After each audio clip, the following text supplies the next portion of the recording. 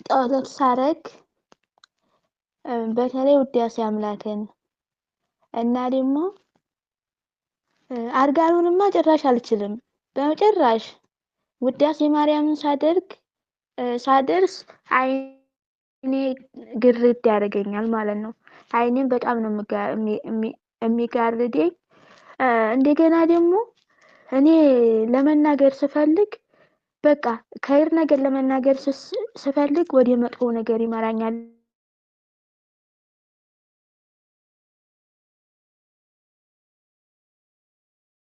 ለእኔ ብቻ ነው ሳታለች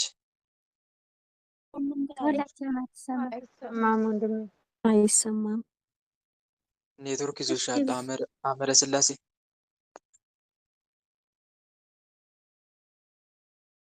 ኔትወርክ ይዞሻል ወይ ወተሽ ግቢ።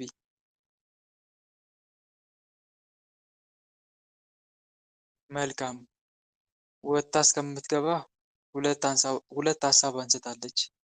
የመጀመሪያው አርጋኑን መጸለይ አልቻልኩም ነው። እሺ አሁን መልሼ መጥቻለሁ ወንድሜ። እሺ ቀጥይ። ይሰማል? በመጀመሪያ ጭራሽ አርጋኑን አይታሰብም፣ ጭራሽ አልችልም።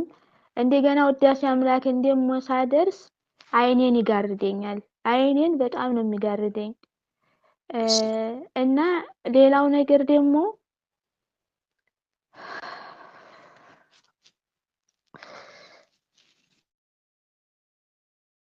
አማትቢ እንደዛ ሲያደርግሽ አማትቢ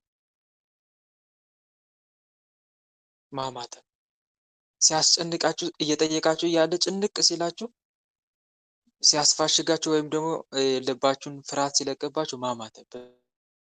በስመ አብ ወወልድ ወመንፈስ ቅዱስ አሐዱ አምላክ እግዚአብሔር ይገስጽ። ስነ ስርዓት ያዝ ማለት። ማይክሽን ክፈችና ጠይቄ። እሺ ወንድሜ። በስመ አብ ወወልድ ወመንፈስ ቅዱስ። እንደገና ደግሞ እኔ የእንደፊቱ አይደለሁም። በፊት ያው ውዳሴ ከንቱ አይሆንብኝና ጎበዝ ነበርኩኝ። በፊት ደህና ነበርኩ ብቻ። አሁን ግን የፍርሃት መንፈስም አለ። ለመስገድ ራሱ ኢጃዛ ቤት ሰውሃን ለመስገድ ራሱ ፈራለሁ። የሆነ ይገሉኝ ይመስለኛል ወንድም አለም። እኔ እውነቱን ለመናገር ማለት ነው በሰው ፊት የመሰከራችሁልኝን ይላልና ፈጣሪ በልቤ የራሴን እምነቴን እሰግዳለሁ። ግን ለነሱ በኋላ ደግሞ መልሼ ለምንድነው ለነሱ የምሰግደው እላለሁኝ። ያው ተሱ ጋር መጀመሪያ ከባለቤቴ ጋር ወጥቼ ነበር። እንደኩኝ እሱ ጋር እንዲሄድኩም አላውቅም እና ምን ላድርግ? ስለዚህ እስኪ ምክር የምመክሩት አለ። እንደገና ደግሞ እስኪ ቆይ ጦማለሁልና እንዴት እንደምሳሳት አላውቅም። ከበላሁ በኋላ ተቀመስኩ በኋላ ነው ወደ ራሴ እመለሳለሁ፣ ይቀጥተኛል ማለት ነው። ዋናው ጥያቄ ደግሞ በፊት ጸሎት በማድረግበት ሰዓት በጣም እንባ ነበረኝ። መቼም ውዳሴ ከንቱ አይሆንብኝ። አሁንም አለቅስ ነበረ ጸሎት ሳደርግ፣ በተለይ ማለት ነው ውዳሴ አምላክን ሳነብ በጣም ነበረ እንባዬን መቆጣጠር እስከሚያቅተኝ ድረስ። አሁን ግን በቃ ልቤ ድንድን ነው ያለው። ጭራሹንም ግን በሌላ ነገር በትንሽ ነገር ሲናገሩኝ ይከፋኛል። ፈጣሪ ፊት ስቆም ግን እንኳንም ባሊወጣ ይቀርቶ የሆነ ድንድን ነው ያረገኝ እና ይሄ ከምን የመጣ ነው? በፊት ጎበዝ የነበርኩት አሁን ስለደከምኩኝ ነው ወይንስ? እስኪ ይሄንን ምክር እሻለሁ ወንድሜ። እና ይሄን ይመስላል። ብዙ ነበር ግን እስኪ አጠር ላድርገው። መልካም እሺ። ከአጋንንቱም ሆኖ ግልጽ ነው። ነገር ግን የአንቺም ድክመት ካለ እሱን አንቺ ነሽ የምታውቂው። እሱን አንቺ ታስተካክያለሽ። ነገር ግን ከቀደሙ ጀምሮ ካነሳሻቸው ችግሮች መፍትሄዎችን ልጠቁምሽ። አርጋኑን መጸለይ ይከብደኛል ብለሻል። ከመጸለሽ በፊት አስቀድመሽ በመብራን ፊት ተማጽኖሽን አቅርቢ። እመቤቴ ቅድስት ድንግል ማርያም ሆይ አርጋኖሽን መጸለይ የቻልኩኝ መጸለይ እየፈለኩኝ አልቻልኩምና አርጋኑን ጸሎትሽን እንድጸልይ እርጂኝ በያት። ሁለተኛ ደግሞ የከበደሽ ከምን አንፃር ነው? ስለበዛ ነው? ከበዛ ደግሞ ከፋፊው። ከፋፍለሽ ጸልይ እየቀነሽ ማለት ነው። ለምሳሌ 3 ምዕራፍ ጠዋት ማታ ከጸለሽ ከመተኛት በፊት ጠዋት ደግሞ የተወሰነ ምዕራፍ። ያንንም ማድረግ ማትችይ ከሆነ ደግሞ በሳምንቱ ለምሳሌ ሰኞ ከ1 እስከ 3 ምዕራፍ ብቻ ጸለይኩ ልበል። ቀሪውን ከ3 ደግሞ ጀምሮ እስከ 6 ያለውን ከ4 እስከ 6 ያለውን ደግሞ የሚቀጥለው ሳምንት መጸለይ እችላለሁ። ገብቷችኋል አይደል ያልኩት ነገር እህቶች ወንድሞች? ሐመረ ሥላሴ ገብቶሻል? አዎ ወንድሜ፣ ኧረ እኔ አንድ ለምሳሌ ምዕራፍ ራሱ ቆይ አርጋኖ ነው ቆይ ይኸውልህ። ቆይ እህቴ እሺ ከገባሽ ብቻ ገብቶኛል እንድትይ ነው የፈለኩት። ከ1 እስከ 3 አሁን ሰኞ ጸለሽ አይደለ? አሁን ሰኞ ስንት ምዕራፍ አለው ንገሩኝ እስቲ። ስንት ምዕራፍ አለው አርጋኖ? 14 አለው አይደለ? ስለዚህ እናንተ አሁን እንዴት አደርጋላችሁ መሰላችሁ? በጣም አሁን ሰዓት ከሌላችሁ ከ1 እስከ 3ን ለምሳሌ 3 ምዕራፍ ዛሬ ሰኞ ትጸልያላችሁ። ሰኞ ቢሆን ዛሬ ቀጣዩን ደግሞ የሚቀጥለው ሳምንት ትጸልዩታላችሁ። ከ4 እስከ 6 ተረዳሽኝ አይደል? ከ4 እስከ 6 የሚቀጥለው ሰኞ የዛሬ ሳምንት ታረጉታላችሁ። ከዛ በኋላ 15 ደግሞ ከስንት ከ7 እስከ 9 7 8 9ን የሚቀጥለው 15 ደግሞ እንደዛ እያላችሁ አንድ አይተርፍም? ይተርፋል አይደል? መጨረሻ አካባቢ ላይ ደግሞ 4ቱን ትጸልያላችሁ። መጨረሻው ላይ ሰኞ ሊያልቅ ሲል 4ቱን አንድ ላይ 3 ነበር 4ቱን አንድ ላይ እንደዛ እያደረጋችሁ መጸለይ ትችላላችሁ ማለት ነው። መከፋፈል ነው ዋናው። እንዲህ ያደረጋችሁ ከፋፍላችሁ ጸሎቱ ሁሉ መጨረስ ትችላላችሁ። በአንድ የምንችል ከሆነ ጊዜ ካለ ችግር የለም። ከሌለን ግን እየከፋፈላችሁ ቀስ እያላችሁ በረከቱን ማግኘት ትችላላችሁ። አርጋኖን በጣም የሚወደድ ጸሎት ነው። በተለይ እመቤታችንን በአበባ በተለያየ ነገር እየመሰለ ያወድሳታል። አርጋኖን መጸለይ የእመቤታችን ፍቅር ይጨምራል። ይሄ እኔም በተግባር ያየሁበት ነው። በራሴ ህይወት ራሱ ያየሁት ነው። በእውነት ለእኔ አርጋኖን በጣም የምወደው ምግቤ ነው። በቃ ከመኝታ በፊት ምግቤ ነው ማለት ይቻላል። ለእኔ በጣም የምወደው ጸሎት ነው። በዕብራይስጥ ማርያም የተባለሽ እመቤቴ የሚል ጸሎት እና እሱ የእመቤታችን ፍቅር በልባችሁ ላይ በጣም ይስልባቸዋል፣ ያሳድርባቸዋል። በተለይ ጸሎቱን ጨርሳችሁ ስዕለ አድኖ ስር ዝቅ ብላችሁ ስትሰግዱና ስትስሟት ፍቅሯን ነው የምታሳድርባችሁ። ሁለተኛም ደግሞ የጠየቃችሁትን ሁሉ ትፈጽምላችኋለች። አርጋኖን ጸልያችሁ የግል ጸሎታችሁን ስታቀርቡ ማለት ነው። በመብራን ስዕል ፊት ታቀርብ። ይሄ በተግባርም የታየ ነገር ነው። እመቤታችንም ደግሞ በጣም የምትወደው ጸሎት ነው። ተናግራለች። ለወዳጇ ለአባ ጊዮርጊስ ራሱ ነግረዋለች። አንተ ከጻፍካቸው መጽሐፍቶች ሁሉ እንደ አርጋኖን የምወድልህ የለም ብለዋለች። እንደ አርጋኖን ጸሎት የምወድልህ የለም፣ አርጋኖን መጽሐፍን በጣም ነው የምወድልህ ብለዋለች። አባ ጊዮርጊስ ዘጋስጫ እሱ ነው የጻፈላት። የኢትዮጵያ ሊቅ፣ የኢትዮጵያ አትናቴዎስ ማለት እንችላለን። በጣም ሊቅ ታላቅ ቅዱስ ናቸው አባ ጊዮርጊስ ዘጋስጫ እና እሱ ነው የጻፈላት። እንደውም ስለ አርጋኖን ትንሽ ላውራ ካልኩኝ የመጀመሪያው ከጻፋቸው መጽሐፍቶች አንድ ብሎ የጻፈው አባ ጊዮርጊስ እሱ ነው፣ አርጋኖን ነው። እንደውም አርጋኖንን ሲጽፍ መጀመሪያ በጥልቅ ተመስጦ በጉጉት ሆኖ ጻፈላት። በማግስቱ ሲያየው ወረቀቱ ነጭ ነው።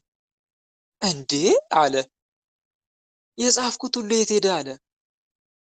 ግራ ገባው። አሁንም ጻፈ። አሁንም በሁለተኛው ቀን ሲያይ ወረቀቱ ነጭ ነው፣ የተጻፈ ነገር የለም። ወይ ጉድ! ግራ ገባው።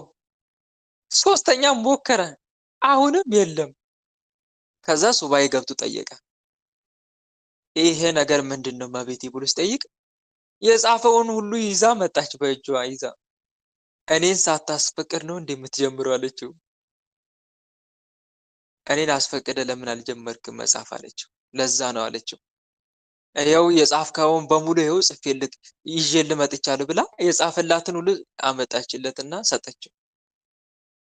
እና መጨረሻ ላይ እሱን ጸሎት እንደምትወድለት እሱን መጻፍ እንደምትወድለት ነግረዋለች። እኛም ከእመቤታችን ፍቅሯን ለማትረፍ የልባችን መሻት እንድትፈጽምልን ተወዳጁን አርጋኖን ጸሎት ብንጸልይ መልካም ነው። ረጅም ነው። አዎ ረጅም ነው፣ የታወቀ ነው። በጣም ረጅም ነው። በተለይ የሰኞን አርጋኖ የሚደርስ ማንም የለም። ሁሉም ከሰኞ አንጻር በጣም ትንሽ ናቸው። ከሁሉም ደግሞ ቅዳሜ በጣም ትንሽ ነው። ቅዳሜና እሑድ ትንንሽ ናቸው እና እኛ ምን ማድረግ እንችላለን? ቀነስ እያደረግን አይቅርብን ከሆነ ቅድም እንደነገርኳችሁ መጸለይ ትችላላችሁ። እሺ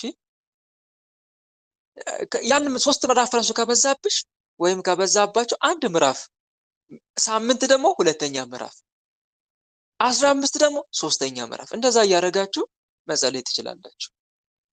እና ከበዛብሽ እንዲያርገሽ ጸልይ። በቃ ፈተና ከሆነ ደግሞ የአጋንንቱ የሆነ ግልጽ የሆነ ፈተና ከሆነ ደግሞ አሳስቢ። ቅድም እንደነገርኩሽ ለመብርሃን እመቤቴ እኔ አርጋኑን ጸሎትሽን መጸለይ ይፈልጋለሁ ግን አልቻልኩም። አርጋኑን ጸሎትሽን እንዳልጸልይ የሚከለክለኝን ክፉ መንፈስ ካንቺ አይበልጥም እናቴ አርቂልኝ ብለሽ አልቅሽባት። ተሰማሽና አርጋኑን እንድትጸልይ ትረዳሻለች። ራሷ ትረዳሻለች። እና ይሄን ብታደርጊ መልካም ነው እህቴ። ውዳሴ አምላክ አይኔን ይጋርደኛል ብለሻል ጥያቄሽ ላይ። ለዚህም የውዳሴ አምላክ ባለቤቱ ማን ነው ንገሩኝ። ከማን ጋር ነው የምትናገሩት? ውዳሴ አምላክ ስትጸልዩ ቸሩ መድኃኒዓለም ነው አይደል? ስለዚህ ልክ እንደመብርሃን ለአርጋኑ እንደመከርኩሽ የሱንም ነገሪው ለመድኃኒዓለም ጌታ ሆይ ይህንን ተወዳጅ ጸሎት። ውዳሴ አምላክ ደግሞ ፍቅር የሚያሳድር ጸሎት ነው።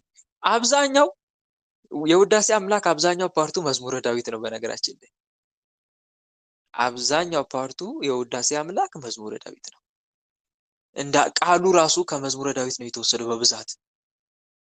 እና ዞሮ ውዳሴ አምላክ ስትጸልዩ ምን ማድረግ? አስቀድማችሁ ቸሩ መድኃኒዓለምን መጠየቅ። ጌታዬ መድኃኒዓለም ለሐመረ ሥላሴ ነው የምናገረው፣ ይህን ጸሎት እንድጸልይ እርዳኝ፣ እንዳልጸልይ የሚዋጋኝን አይኔ የሚጋርደኝውን ክፉ መንፈስ አንሳለኝ ብላ መጀመሪያ በስግደት ትማጸን፣ በጸሎትና በስግደት። ከዛ መንፈሱንም ገስጪው ሐመረ ሥላሴ። ከዛ በኋላ ጸልይ፣ ለመጸለይ ጥረት አድርጊ። እያረፍሽም ቢሆን ቀስ እያልሽ ቢሆን ጌታው እርዳኝ እያልሽ በመሃል መጸለይ፣ ያ ነው መፍትሄው ማለት ነው። ይህን ይመስላል። ሌላው ደግሞ አያይዘሽ ምን ነበር የጠየቅሽኝ? ረሳውኝ። እስቲ ማይክሽን ከፍተሽ ንገሪኝ። ደርበሽዋል በብዛት ጥያቄዎችን። ስግደት ነው እያለኝ ነበር።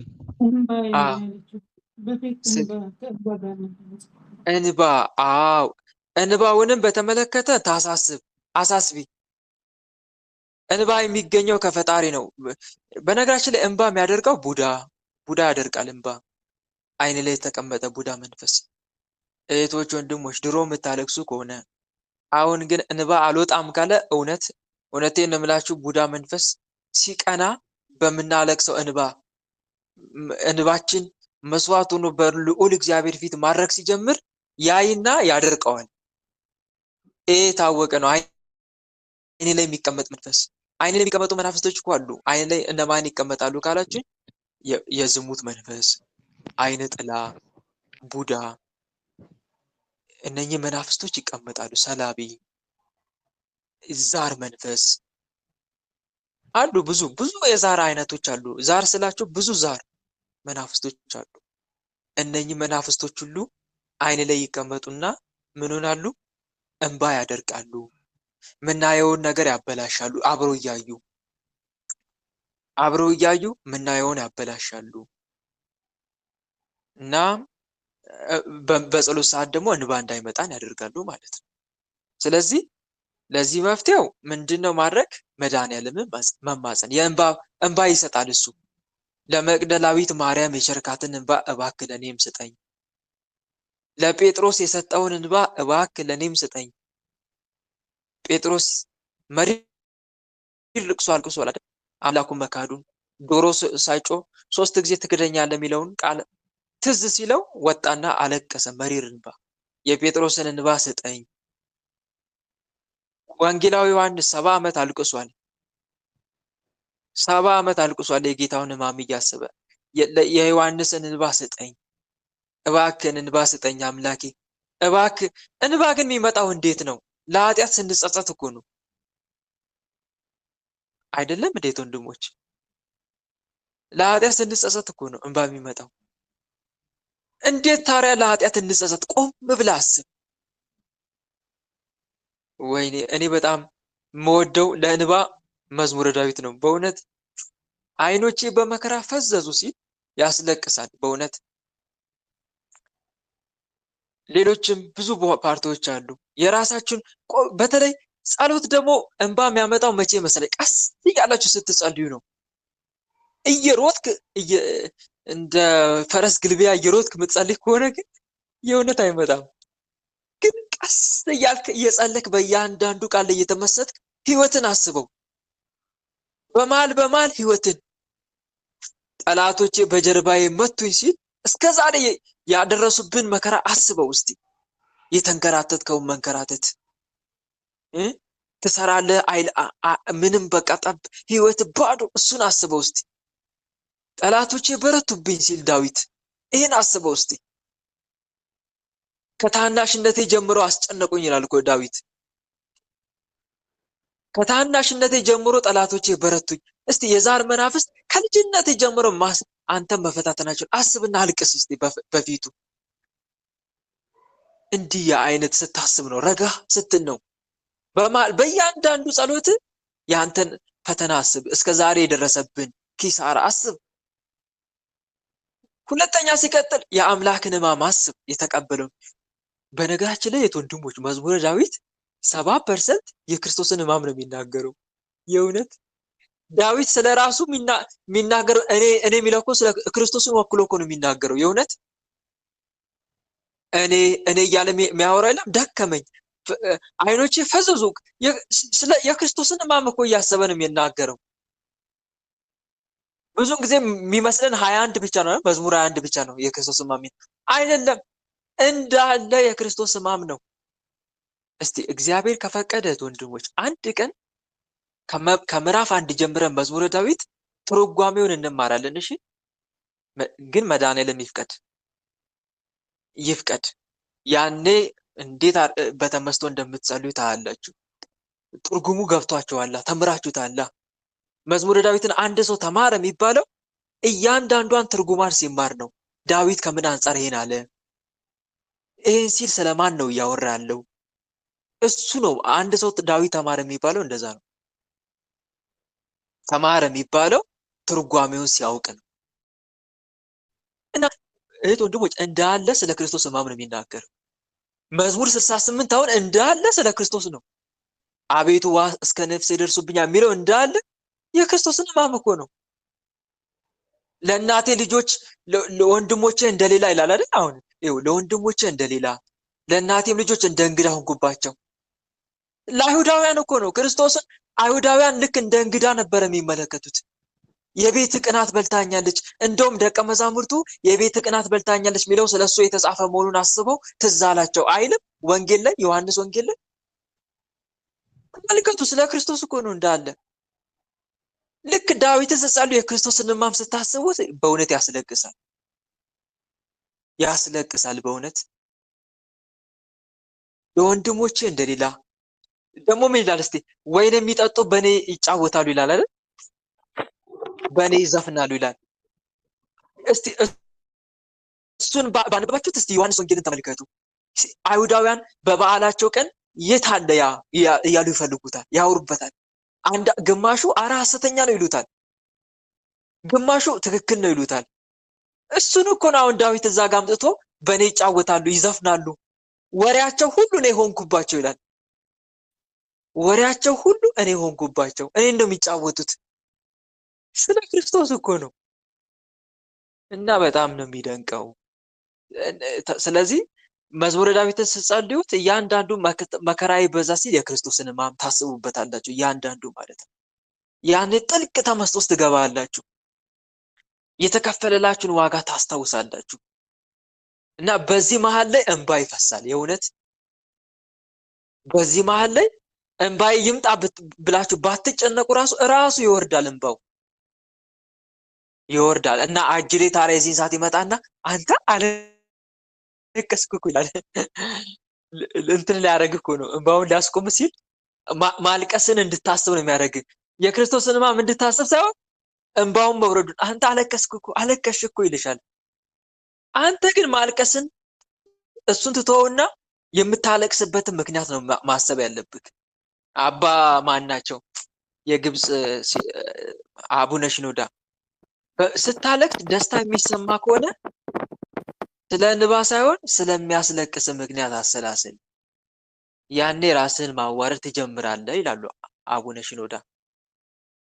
እና እውነት ነው፣ ያንን ማሰብ አለብን።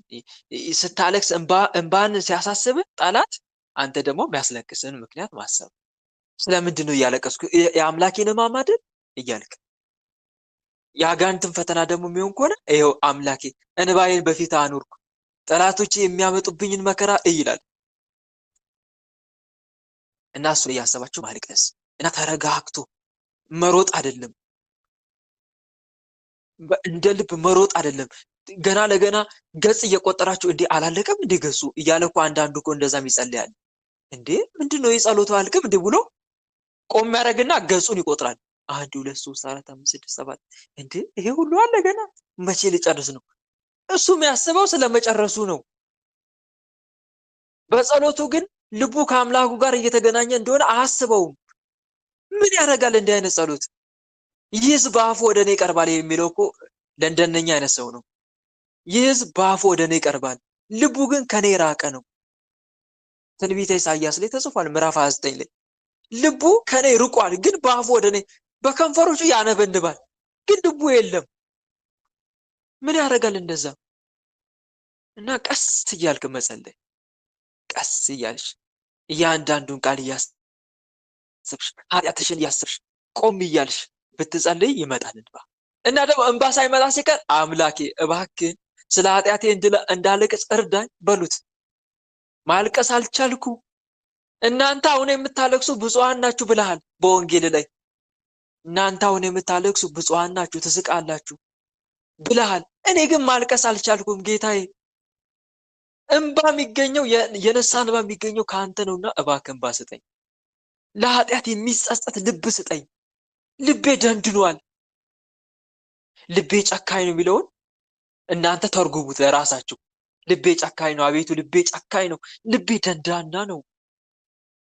ልቤ ጨካኝ ነው የሚለው ቃል በሁለት ቃል ይተረጎማል። አንደኛ ልቤ ጨካኝ ነው ለጽድቅ ስራ ተግቻለሁ ነው። አንድ ለጽድቅ ስራ ነቅቻለሁ፣ ተግቻለሁ፣ ቆርጫለሁ ነው።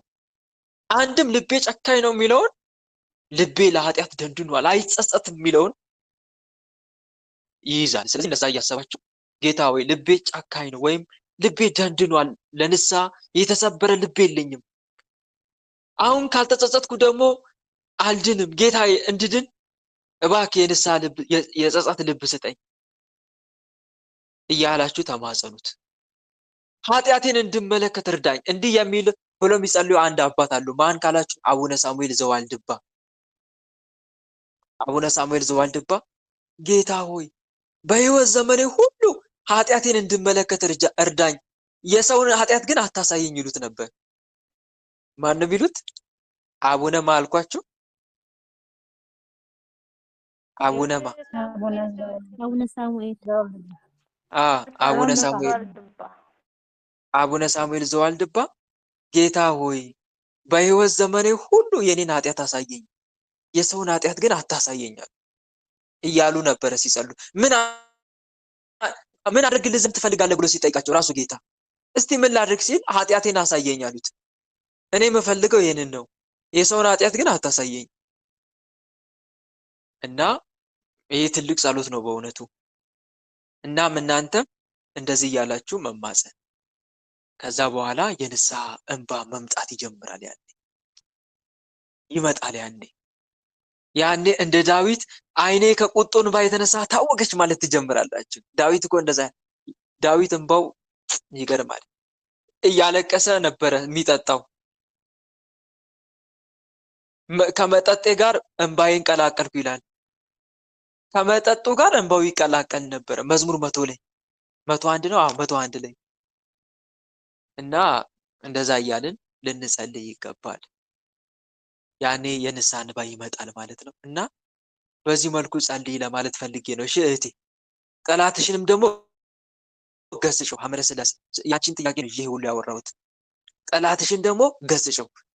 እናንተ ክፉ መናፍስት ስለ ኃጢአቴ እንዳላለቅስ የምታደርጉኝ፣ የአምላኬን ሕማም እያሰብኩ እንዳላለቅስ የምታደርጉኝ፣ ያደረሰባችሁኝን መከራ እያሰብኩኝ በአምላኬ ፊት እንዳላካስሳችሁ፣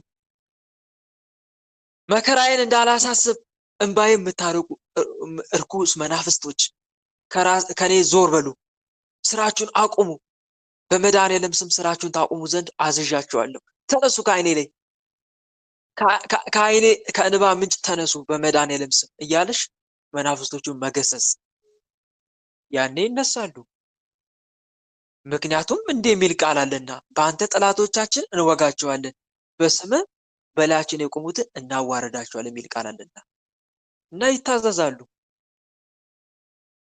ስለዚህ በዚህ መልኩ መጸለይ ያለብሽ ነው። ተመለሰልሽ ካለሽ አለ ወንድሜ። እሺ አመሰግናለሁ። ጫጫታ ስላለ ነው ትንሽ። እግዚአብሔር ያክብርልኝ። ተመልሶልኛል ወንድሜ። አሜን አሜን እህቴ። ስግደት ደግሞ ስግደት ደግሞ እንደም ልጠይቅ ወንድሜ። ቆይ አንዴ አልጨረስኩም ስለሷ። ስግደት ደግሞ እህቴ በማንኛውም ጊዜ ቢሆን ስገጂ። እሺ ግልጽ ነው አይደለ? በማንኛውም ጊዜ ቢሆን የስግደት ሰዓትሽን ብቻ አትጠብቂ። እህት ወንድሞች እንዳሰግዱ ሲከለክላችሁ ወይም የስግደት ሰዓታችሁ አልመቻች ሲል ባገኛችሁት አጋጣሚ ሁሉ ለመስገድ ሞክሩ። ያንን ብታደርጉ መልካም ነው። ግን ስትሰግዱ ምንጊዜም ጌታ ሆይ ይህን ስግደት ተቀበልልኝ ማለት አትርሱ። ጌታዬ ስለ ድንግል ማርያም ብለህ በፊት የማቀርበውን ስግደት ተቀበል፣ የኃጢአት መደምሰሻ የመንግስተ ሰማይ መውረሻ አጋንንትን ድል መንሻ አድርገህ ተቀበልልኝ ብሎ መስገድን አትርሱ። ይህን ይመስላል። እሺ አንድ ሰው እሺ ወለተ እኔ አትበሉ፣ ስንቴ ልናገር? ስማችሁን ተናገሩ። እግዚአብሔር አስካለ ማርያም እስቲ ቀጥይ። እሺ ወንድሜ ይሰማሃል? አስካለ ማርያም ይቻላል። እሺ ቆይ ትገባለህ ወንድሜ ይሰማሃል? አዎ ይሰማል። እና ስማችሁን ግን እየተናገራችሁ እሺ። እኔ አትበሉ። እሺ አስካለ ማርያም ቀጥይ። እሺ እግዚአብሔር ያከብርልኝ ወንድሜ፣ አመሰግናለሁ። እኔ እንኳን ሁለት ጥያቄ አለኝ። ምንድነው ሁለት ጥያቄ? የሆነ ቁም ነገር እያወራሁት ግን ቁም ነገሩ ላይ ከመጀመሪያው ላይ እስቃለሁ። ቁም ነገር አይባል ምን አይባል በቃ ስቄ ነው ወሬውን የሚጀምር እና ግራን የገባኝ ወሬውን የሚጀምር ከሰው ጋር ስታወሪ? አዎ ከሰው ጋር ሳወራ ቁም ነገር እንኳን ከኃላፊዬ ጋር ለማውራት ሲሄድ በሳቅ ጀምራለሁ። በቁም ነገር አይደለም የምጀምር እና ሳቅ ይቀድማል ገና ከማውራቴ። እሺ ይሄ ነው ግራ የገባኝና ሁለተኛው ደግሞ ያለምንም ምክንያት ዝም ብለሽ ትስቂያለሽ ልታወሪ ስትይ? አዎ ወሬውን ሳልጀምሮ በቃ ያንን ወይ ኃላፊዬንም ይሁን ወይ የሆነ ሰው እንኳን ይሁን ልክ ወሬውን ከመጀመሪያ ሰላም ብዬ ወሬውን ከመጀመሪያ እኔ በሳቅ ጀምራለሁ። ይገርማል። እሺ አዎ በጣም በቃ እውነት ይሄንን ነገር እንደውም በጣም ማስተዋል አስተውዬ ነበር። ይገርመኛል ሁሌ። እንደገና አንድ ቤተሰቤ ነው ትናንትናም ራሱ ለምን አንቺ አንድ ወሬ ስታወሪ ከመሳቅ ለምን ትጀምሪያለሽ ብሎ ሲለኝ እኔ ለራሴ ገረመኝ። ይሄን ያህል ነው ይዞብኝ እሱ ራሱ እንደዚህ አለኝና ይሄንን ነገር በጣም ረጅም ጊዜ ነው አውቃለሁ፣ ግን ልክ እንዳልሆንኩ አውቃለሁ። መልካም። እሺ እህቴ እዚህ ጋር መረዳት ያለብሽ ነገር አንድ ነገር አለ። ምንድነው ካልሽኝ እኛ የማንፈልገው ነገር እኛ ልንቆጣጠረው የማንፈልገው ማንኛውም ክፉ ተግባር ከአጋንንት መሆኑን አትርሺ። አንድ ግልጽ ነው። አዎ ልንቆጣጠረው ማንችለው ማንኛውም ክፉ ተግባር ከአጋንንት ነው። ይሄን ያዥ። ግን አሁን ጠላት እንዴት ምን ፈልጎ ነው የሚያስቀኝ የሚለውን እዛ ላይ እናውራበት ትንሽ። ዋና ዓላማው ከሰው ጋር እንዳትግባቢ፣ እንዳትገናኝ፣ አንድም ደግሞ ሰው ለአንቺ ሌላ ግምት እንዲሰጥ ምኗ በቃ ልክ እንደ አሿፊ የለም ታፌዛለች እንዴ ትስቃለች እንዴ ወይም ደግሞ ቁም ነገር እንደሌላት ተደርገሽ እንድትታይ። አዎ እንደሱ ነው የሚወስዱኝ ሁሉ። ቁም ነገር የላትም በቃ ዝም ብላ ነገር ናት፣ ትስቃለች እንዴ መሳቅ ብቻ ነው የምታውቀው። ወይም ደግሞ ወይ በእነሱ ላይ እንደምትስቂ እንደዛ አድርገው። አሁን ለምሳሌ ሰው ስንስቅ በሰው ፊት እንዴ ለምንድን ነው የሚስቅብኝ ያሾፍብኛል እንዴ ብለን እንደዚህ አይነት ስሜት ነው አይደል የሚሰማው። ለምን ይስቅብኛል ብሎ ያ ሰው ጥሩ ስሜት አይሰማውም። ምን የሚያስቅ ነገር ኖሮ ነው ደግሞ የሚስቅብኝ? በሱ ላይ የምንስቅበት ነው የሚመስለው። አንዱ ይሄ ነው፣ ሌላ ግምት እንዲሰጡሽ እነሱ። ሁለተኛ አንቺም ደግሞ እንድትሸማቀቂም ጭምር ነው። ለአንቺ እንድትሸማቀቂ፣ ለእነሱ ደግሞ ሌላ ሀሳብ እንዲፈጠርባቸው፣ ለአንቺ ሌላ በአንቺ ጉዳይ ላይ በአንቺ ጸባይ ላይ ሌላ ኢሜጅ እንዲፈጠርባቸው ነው ዋና ዓላማው። ይሄን ችግር ይሄ ችግር እንዴት ሊመጣ ቻለ? ዛሩም ሊሆን ይችላል፣ መተትም ሊሆን ይችላል። ከሁለት አንዱ፣ ወይ መተት ወይ ዛር። መተቱ ዓላማው ከሰው ጋር መገናኘትሽን ወይም ደግሞ ጥሩ ስራ ሰርተሽ መለወጥሽን ማይወዱ፣ ከሰው ጋር ያለሽን ተግባቦት ማይወዱ፣ በቅርብ ያሉ አንቺን የሚያውቁ ሰዎች ካሉ እነሱ ምቀኛ ሲሆኑ በዚህ መልኩ የአንቺን ከሰው ጋር ያለሽን ተግባቦት ለማራቅ አንቺን አሸማቆ ለማስቀመጥ ይጠቀሙበታል ማለት ነው። አጋንንቱን ልከውት። አጋንንቱም ደግሞ አብሮ የተወለደ ዛርም መተትም ካለ ደግሞ ልክ እንደዚሁ አብሮ የተወለደ ዛርም ካለ እሱም ልክ እንደዚሁ ምቀኛ አይደለ? የአንቺን መለወጥ ስለማይፈልግ በዚህ መልኩ ሊያሰናክልሽ ይሞክራል። አንዱ ይሄ ሊሆን ይችላል። እና መፍትሄው ምንድን ነው የሚለውን እንመልከት።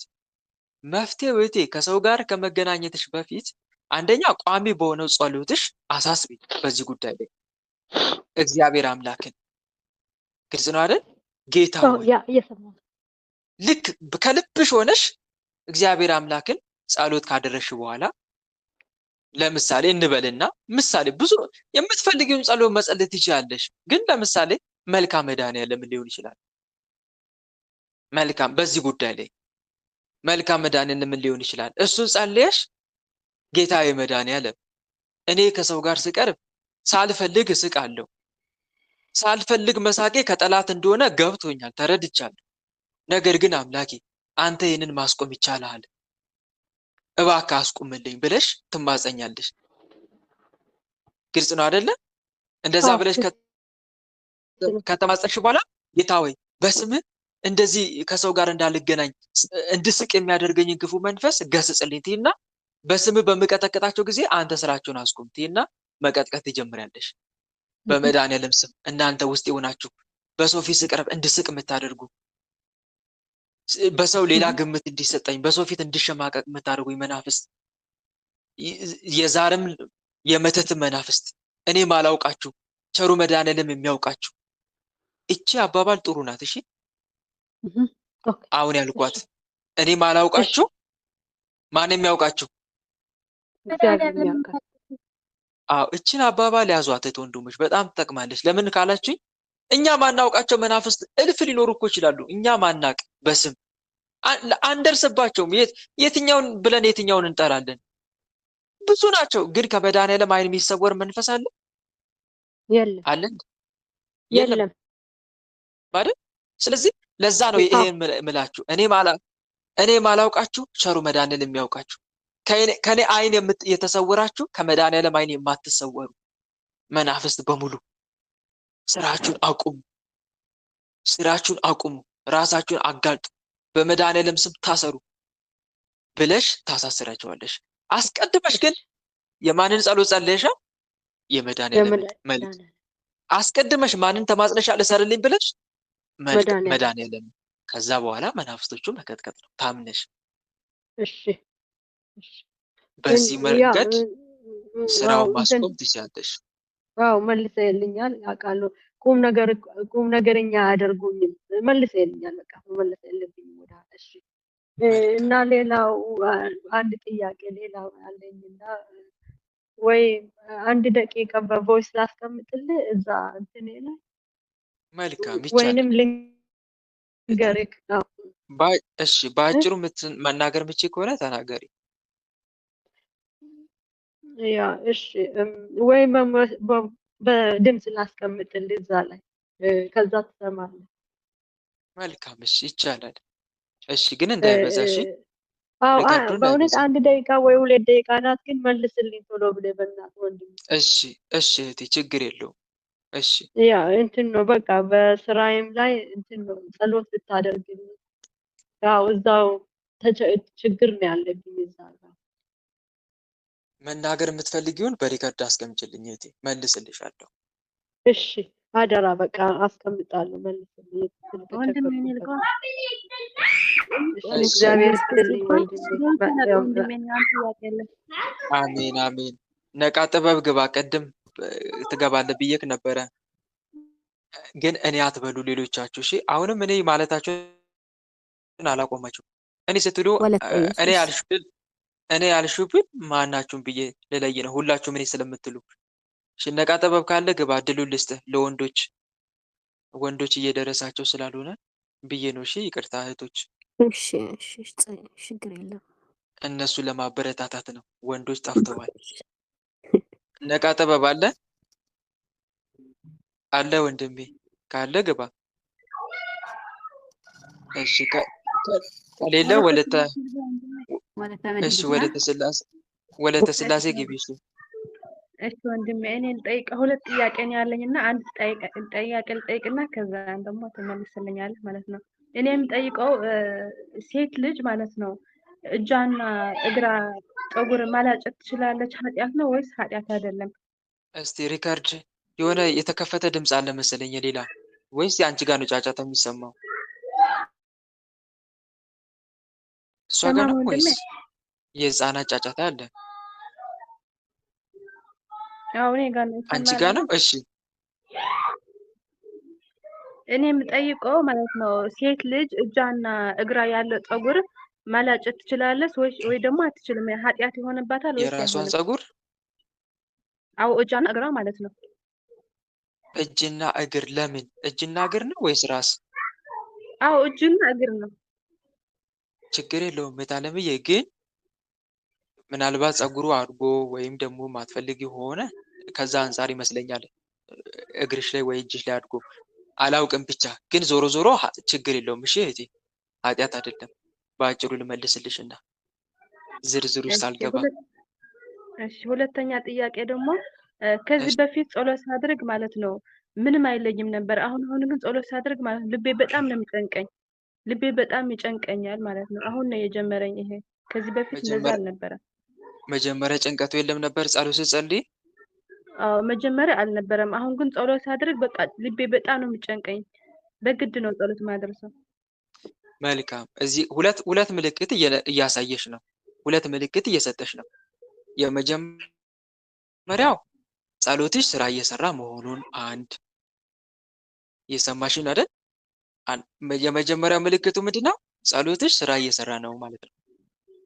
አንድ እሱ ነው። ሁለተኛ ደግሞ መንፈሱ የተቀመጠበትን ቦታ እየጠቆመሽ ነው። ልብ የሚጨንቅ ከሆነ መንፈሱ ያለው ምን ላይ ነው ማለት ነው? ልብ ላይ ነው። ልብ ላይ የሚቀመጡ መናፍስት ደግሞ እነማን ናቸው?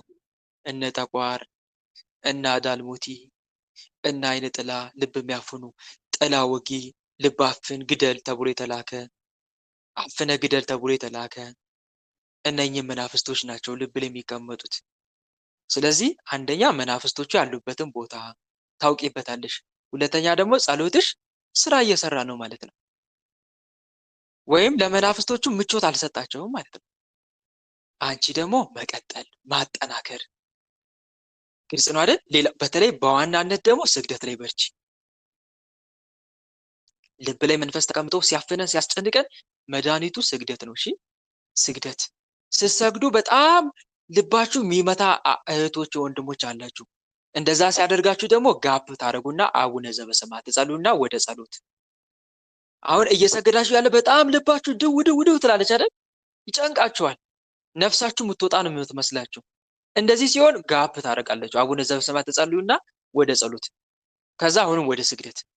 ይኸው ትንሽ ጸሎት ትጸልዩና ወደ ስግደት፣ ትንሽ ጸሎት ትጸልዩና ወደ ስግደት። ጸሎቷ እረፍት ማድረጊያ ናት። ግልጽ ነው አይደል? ጸሎቷ ምን ማድረጊያ ናት? እረፍት ማድረጊያ ናት። ከዛ ወደ ጸሎት። ታዲያ ለዚህ እረፍት እያደረግን ለመስገድ የሚመቸው ጸሎት ምን አይነት ጸሎት ነው? መዝሙረ ዳዊት በምዕራፍ የተከፋፈለ አይደል?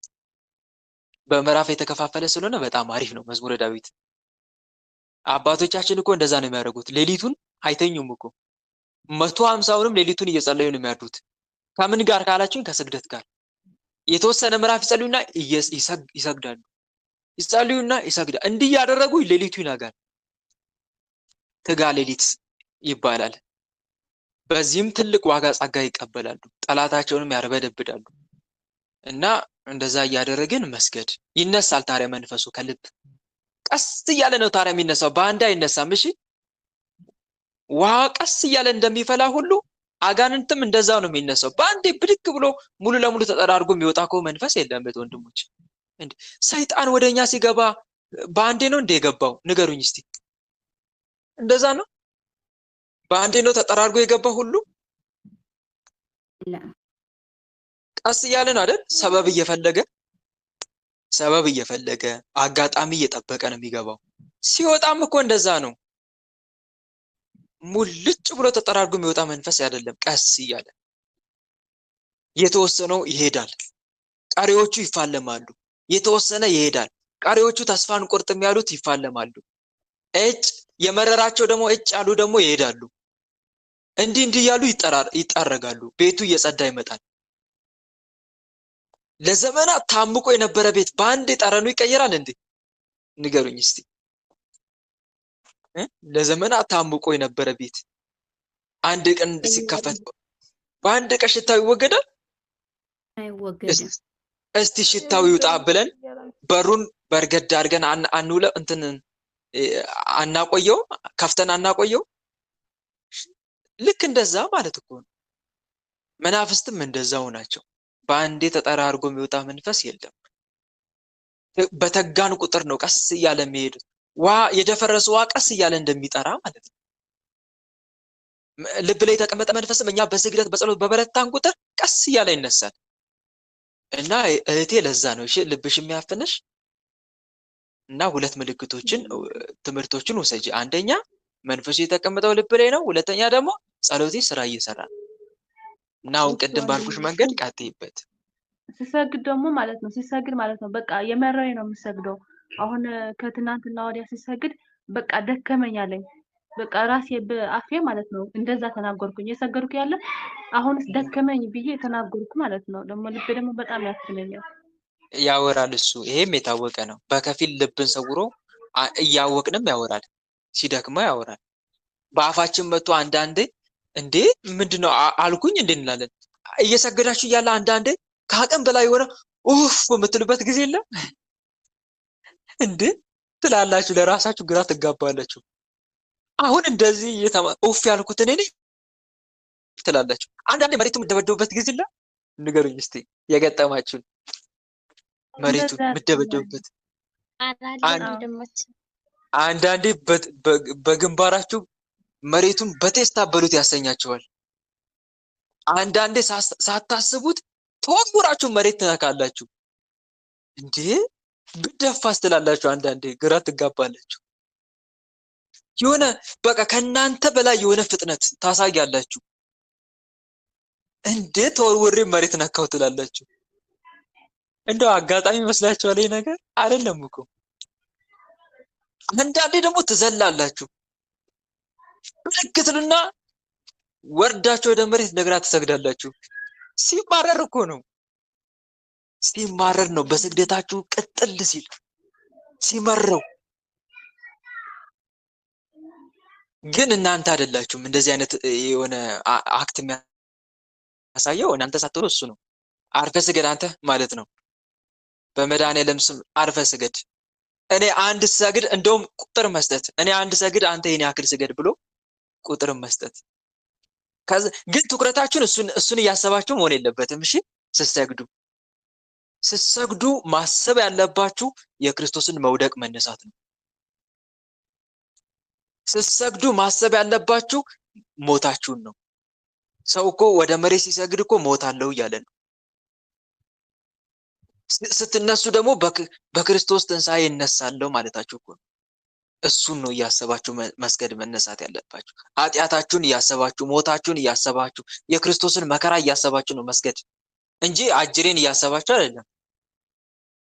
አንድም ትኩረት ለመሳብ ነው። ትኩረታችሁን አሁን የነገርኳችሁ ላይ እንዳታደርጉም ጭምር ነው እንዲህ አይነት ምልክት የሚያሳየው። ግራ እንድትጋቡም ጭምር ነው። መስገድ ነው ከእናንተ የሚጠበቀው። እና እህቴ ይሄ አይደንቅም ልልሽ ፈልጌ ነው። አሁን በቃኝ ያወራል፣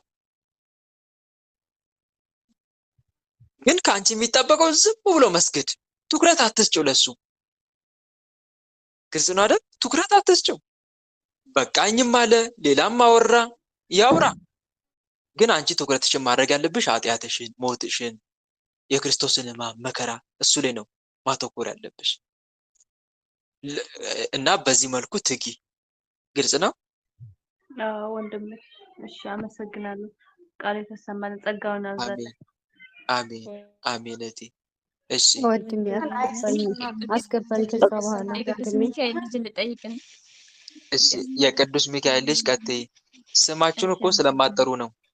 ቀጥይ የቅዱስ ሚካኤል ልጅ። እኔ ወንድሜ ጓደኛዬ ነበረችና ንስሐ አባት ትናንትና ሲሻት፣ ግን ንሷ ሲሰጣት ለልጅቷ በመሀል ከሰው ጋር እያወሩ ነበርና ሰው እየጠሩ ማለት ነው። እስቲ አልሰማሁሽም፣ ከእንደገና ንገረኝ እስቲ። እሺ ንስሐ አባት አስያት ነበር የጓደኛዬ ማለት ነው። ንስሐ አባት? አዎ ንስሐ አባት ሰጥቻት፣ ግን ንስሐ ሲሰጧት በመሀል ሰው እያወሩ ነበር፣ የኔ አባ ማለት ነው። እና ልጅቷ ንስሐውን ተናዛ አልጨረሰችም እና ሌላ አባት ሊያዝ ወይ አለችኝ። ችግር አለ ወይ? አልፈልግም እሳቸውን አለችኝ። መያዝ ትችላለች ሌላ አባት? አይ ዝም ብሎማ አይደለም፣ ስልክ አወሩ ማለት ነው። እሷ እያወራች እያለ ሰው እየጠሩ ያወራሉ ማለት ነው። ሰው ያኔ ንስሐ ሲሰጡ ለብቻ አይደለም። ያኔ እሷና ያኔ አባ ለብቻ ቁጭ ብሎ ነው ንስሐ መናዘዝ ያለባት። ግን እሳቸው እንደዛ ሳይሆን ሰው እንዲህ ሲያልፍ እየጠሩ በቃ ከሰው ጋር ያወራሉ ማለት ነው በመሀል። በሰው ፊት ይሄ ትክክል አይደለም። አዎ ስለዚህ ልጅቷ ደግሞ ደስተኛ አይደለችም። ያኔ አልፈልግም ሌላ አባት ሊያዝ ወይ አለችኝ። ትክክል አይደለም። በነገራችን ላይ በግልጽ ብትነግራቸው መልካም ነው። አንድ መጀመሪያ ልቀይር ከማለት በፊት ችግሩ መናገር። ለምሳሌ ተናዝዤ አልጨረስኩትም እኔ አንደኛ ይሄን ሰራሽ ወይ ብሎ ለምን አልጠየቁኝም? ስምኝቴ መጀመሪያ ምን ማድረግ አለባት ከተባለ አባ አቤት አይሰማም ያለ ነው። እንዴት አይሰማም? ለሌሎቻቸው አይሰማም እንዴ? አዎ ብዙ አይሰማም እያሉ ነው። አይሰማም እያሉ ነው። ስትናዘዝ ከመሀል ሰው እየጠሩ ከሰው ጋር እያወሩ ነው። ንስሐዬን ተናዝዤ አልጨረስኩትም አለች እና ይሄን ሰራሽ ብሎ ለምን አልጠየቁኝም? ቢያንስ እንኳን የረሳሁትን ላስታውስ እችላለሁ አለች። መልካም። ይኸውልሽ እህቴ እዚህ ጋር መጀመሪያ ምን ማድረግ አለባት? ንስሐ አባት ከመቀየሯ በፊት አባቴ አቤት፣ እኔ ኃጢአቴን መናዘዝ የምፈልገው ለብቻዬ ነው። የኔን ኃጢአት ሰው እንዲሰማ አልፈልግም እና ኃጢአቴን ስናዘዝ ወደ እርሶ ሰው ይመጣሉ፣ ይሄ አስከፍቶኛል፣ ቀር አሰኝቶኛል ብላ መጀመሪያ ብትነግራቸው፣ ይሄ ለማስተካከል ፈቃደኛ ማይሆኑ ከሆነ ደግሞ መተው።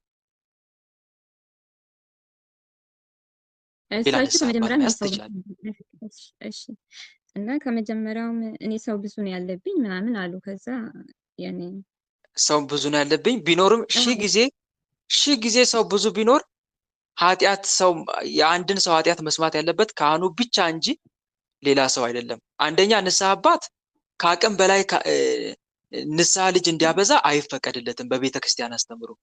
ለምን ከተባለ ብዙ ከሆኑበት መቆጣጠር ስለማይችል። አያብዛ ንስሐ አባት ይላል። እንደውም ዜና ስላሴ ላይ እኮ ይላል ንስሐ ልጅ እያበዛችሁ ችላ አትበሏቸው ይላል ዜና ስላሴ ላይ። እንደውም በተለይ አንድ መነኩሴ ካህን ነው በጣም በዚህ ጉዳይ ላይ ያነበባችሁ ታስታውሱታላችሁ ብዬ ተስፋ አደርጋለሁ። እና እዛ ላይ ተግሳጽ ሁሉ ጭምር አለበት። እሱ ላይ ብቻ ሳይሆን ደግሞ ሌላ ቦታ ላይም አለ። እና ንስሐ አባት ንስሐ ልጅ ማብዛት የለበትም። መቆጣጠር በሚችል መልኩ ነው መሆን ያለበት ማለት ነው። ግን ካህን መቆጣጠር አይችልም። አንድ መረዳት ያለብን ነገር ይሄ ነው። ግን እዚህ ጋር የፈለገ ንስሐ ልጅ ቢበዛበት ንስሐ አባት ንስሐ ልጁን በሰው ፊት ኃጢአቷን ማናዘዝ የለበትም። ይሄ ነውርም ነው፣ ትክክልም አይደለም። ግን ምናልባት ካለማወቅ የተነሳ አድርገውት ቢሆኑ ነው ያልኩሽ። ተረዳሽ አይደል? አሁን እንዲህ ብትላቸው ምልሽ አባቴ እኔ ኃጢአቴን በምናዘዝበት ሰዓት ሌላ ሰው ኃጢአቴን እንዲሰማ አልፈልግም። እኔ ኃጢአቴን የምናዘዝ የምፈልገው ለእርሶ ብቻ፣ የኔን ኃጢአት እንዲሰሙ የምፈልገው እርሶ ብቻ እንዲሆኑ እንጂ ሌላ ሰው እየሰማ እኔ ኃጢአቴን መናዘዝ አልፈልግም ብላ ትንገራቸው። ካስተካከሉ መልካም፣ ካላስተካከሉ ግን ሌላ ንስሐ አባት መያዝ ትችላለች። ይሄ ማድረጓ ይኸውልሽ፣ ይሄ ማድረጓ ካህኑ ስህተታቸውን እንዲያስተካክሉ ጭምር ነው የሚያደርጋት። ምክንያቱም በካህኑ ስር ብዙ ንስሐ ልጆች አሉ፣ ሌሎችም። ተረዳሽ አይደል? ስለዚህ ይሄ ማለቷ የእሷን ጋራቷ ካህኑ ራሱ ከስህተታቸው እንዲማሩ ቦታ እንትን እያደረገች ነው፣ እየጠቆመች ነው። ተረዳሽ አይደለ? እና ይሄ መልካም ነው። ዝም ብሎ መሸሽ ግን ጥሩ አይደለም ልልሽ ፈልጌ ነው። እሺ ደግሞ ንስሐ ሲሰጧት ያኔ እንዲህ ብሏት ነው ስገጂ ምናምን አላላትም። $30 ለእንትን አስራት በኩራት ክፈይ አላት። እና ጾም አሁን ጾም የፋሲካ ጾም ይጀምር አይደለ? እሱን ሲጀምር እስከ 10 ሰዓት ጾሚ ለ7 ቀን አላት። እና ስገጂ ምናምን አላሉኝም። ይሄንንም ለምን እንደዚህ ብር ችግር የለም ግን ስግደት ለምን አልሰጡኝም ምናምን አለችኝ። ምጽዋት ምናምንም አላላትም። እሺ መልካም። ይኸውልሽ እህቴ ቀኑና ሲሰጥ በብዙ መልኩ ነው ቀኑና የሚሰጡት አባቶች። አንዳንዱ የምጽዋት ቀኑና ብቻ የሚያስፈልገው ኃጢአት ሊኖር ይችላል። የግድ መስገድ መጸለይ ብቻ ላይሆንም ይችላል። የግድ መስገድ መጸለይ ብቻ ላይሆን ይችላል። አንዳንዱ ጋር ጸሎት ብቻ የሚታዘዝበት ሁኔታ አለ። አንዳንዱ ጋር ደግሞ ምጽዋት ብቻ የሚታዘዝበት ሁኔታ አለ። በምክር ራሱ የሚያልፉበት ጊዜ እኮ አለ። በነገራችን ላይ ግልጽ ነው አይደል? ያለ ምንም ቀኑና በምክር ብቻ። ይሄ ግን እንደ ኃጢአቱ ነው። አሁን ለምሳሌ ሰው ገድያለሁ ብሎ በምክር ቢታለፍ ነው ይታለፋል? ንገሩኝ እስቲ። አይታለፍም ወንድማችን። ይሄ አሁን እንደዛ ቀኑና መሰጠት የሚያስፈልገው ነው በምክር የሚያልፍ ከሆነ ችግር ነው፣ ስህተትም ነው፣ አይደረግም። ዘሙች አለው እያለች ወይም ዘሙች አለው እያለ በምክር የሚያልፍም ከሆነ ይህም ችግር ነው። ምክንያቱም ዝሙት ኃጢአት የግድ ቀኑን ያስፈልገዋል፣ ያሰጠዋል። ሌሎችም ልክ እንደዚሁ ለአብነት አልኳቸው እንጂ ሌሎችም ቀኑን የሚያሰጣቸው አሉ። ግን እንደ ኃጢአቱ በምክር የሚታለፍም አለ ልልሽ ፈልጌ ነው።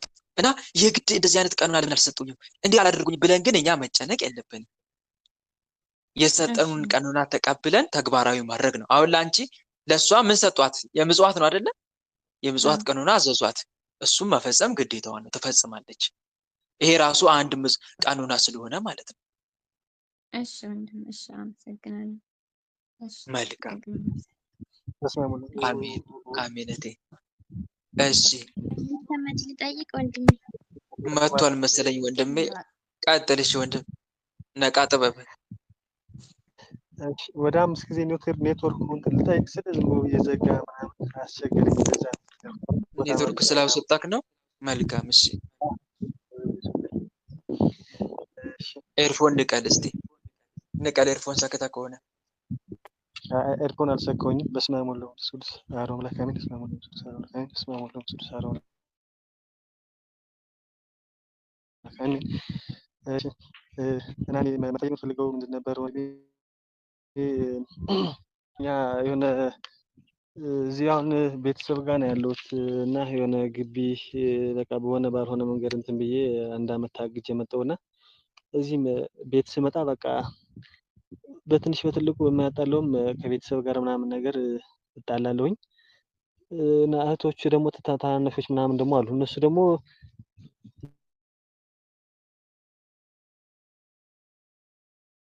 ለእኔ ብቻ ነው ሳጣለ አይሰማም ወንድሜ። ለእኔም ለእናንተም ነው አይደል?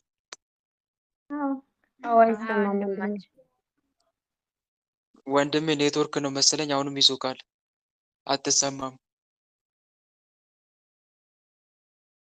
አትሰማም ወንድሜ ኔትወርክ ነው መሰለኝ።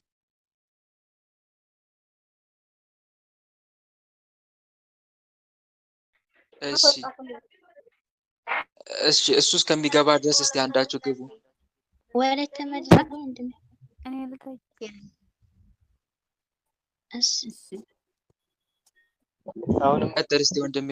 ካልሆነ እስቲ ወይ በውስጥ አስቀምጥልኝ። ካልሆነ ካስቸገረክ ወልደ አማኑኤል አይሰማም። ካስቸገረ በውስጥ አስቀምጥልኝ። ሪከርድ አሳጥረክ ነጋ ጥበብ ይሰማል። ሪከርድ አስቀምጥልኝ በውስጥ 3 ደቂቃ ከ3 ደቂቃ አይሰማም። እሺ ይሰማል። አዎ ይሰማል፣ ግን እንትን ያቋረጠ ከሆነ ብዬ ነው። ቀጥል እሺ። አይ እሺ በቃ እንትን ላድርግ አሁን እንደው ፈቃድ አልፈቀደው ምናምን አሁንም እያቋረጠብን ወንድሜ። በቃ በውስጥ አስቀምጥ፣ ጻፉለት። በውስጥ አስቀምጥልኝ ከ3 ደቂቃ ሳታስበልጥ ብለዋል በሉት። እሺ ወለተ መድን ቀጥይ። እሺ ወንድሜ እሺ የኔ ወለተ ጥያቄ መድን ወንድሜ እሺ ስለ ወንድሜ ነው አይ ቀጥይ።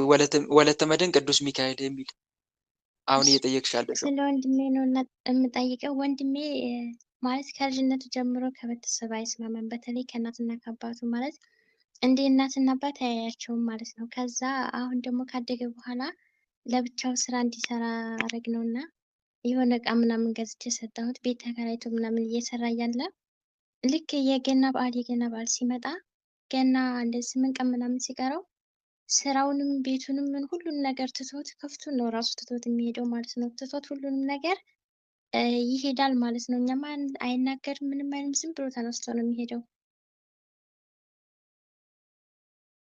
በኋላ ከሄደ በኋላ ነው የምንሰራው እና እኔ ወደ 3 ጊዜ ነው ምናምን ሄዶ መለስኩት። መልሼው እዛ እንዲሰራ አደረኩት እና አሁንም ድጋሚ ደግሞ ዘንድሮ እንደዚህ ገና በመጣ ሰዓት ብድግ ብሎ እቃውንም ሳያወጣ ምንም ሳይል ዝም ብሎ ትቶት ሄደ ማለት ነው፣ ለእኛ ሳይናገር።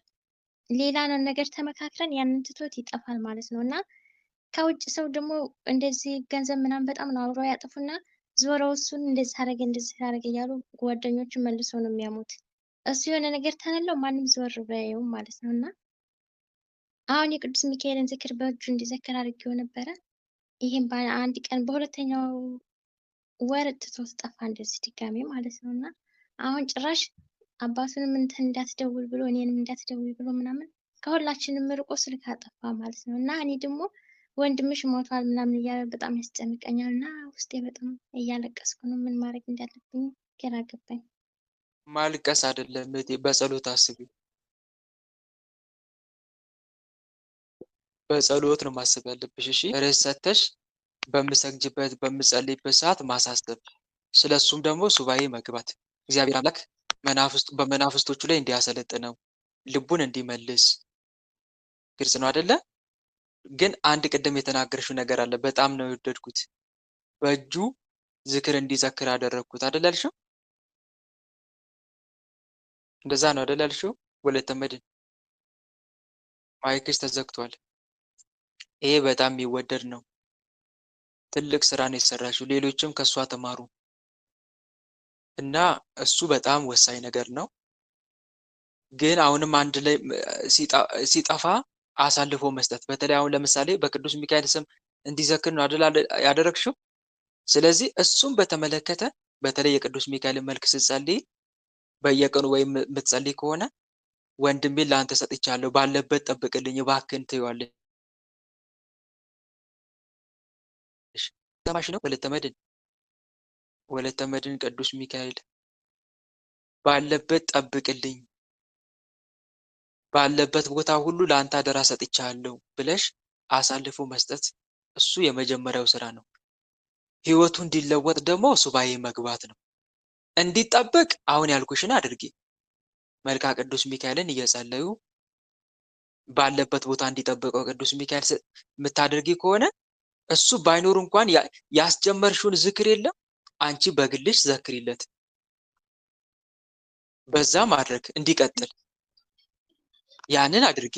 ሲቀጥል ደግሞ መልኩን አሁን ለምሳሌ እሱ ባለበት ቦታ እንዲጠበቅ ከፈለግሽ የቅዱስ ሚካኤልን መልክ ትጸልይና ቅዱስ ሚካኤል ወንድሜን ባለበት ቦታ ምንም እንዳይነካው ለአንተ አሳልፌ ሰጥቻለሁ ትይዋለሽ። ይጠብቀዋል። ህይወቱ እንዲለወጥ ደግሞ ሱባኤ ጠንከር ያለ ጸሎት ስለሚያስፈልግ ግልጽ አይደል? በዚህ ታገይረት አድርጊ። ይሄ ነው የሚጠቅመው። ወንድም የሌለው አንተ ማን ይሄን ሊግባ ስማችሁን ተናገሩ። ወለተማ ወለተ ተክለ ሃይማኖት ወለተ ተክለ ሃይማኖት። እሺ እሺ፣ አመሰግናለሁ ወንድሜ። የኔ ጥያቄ በልጅ ነው። የሰንበት ትምህርት የሚማር ልጅ ነበረኝና በመሀል ወንድሙ ከሱ ሲርቅ ትምህርቱ አቆመው ማለት ነው።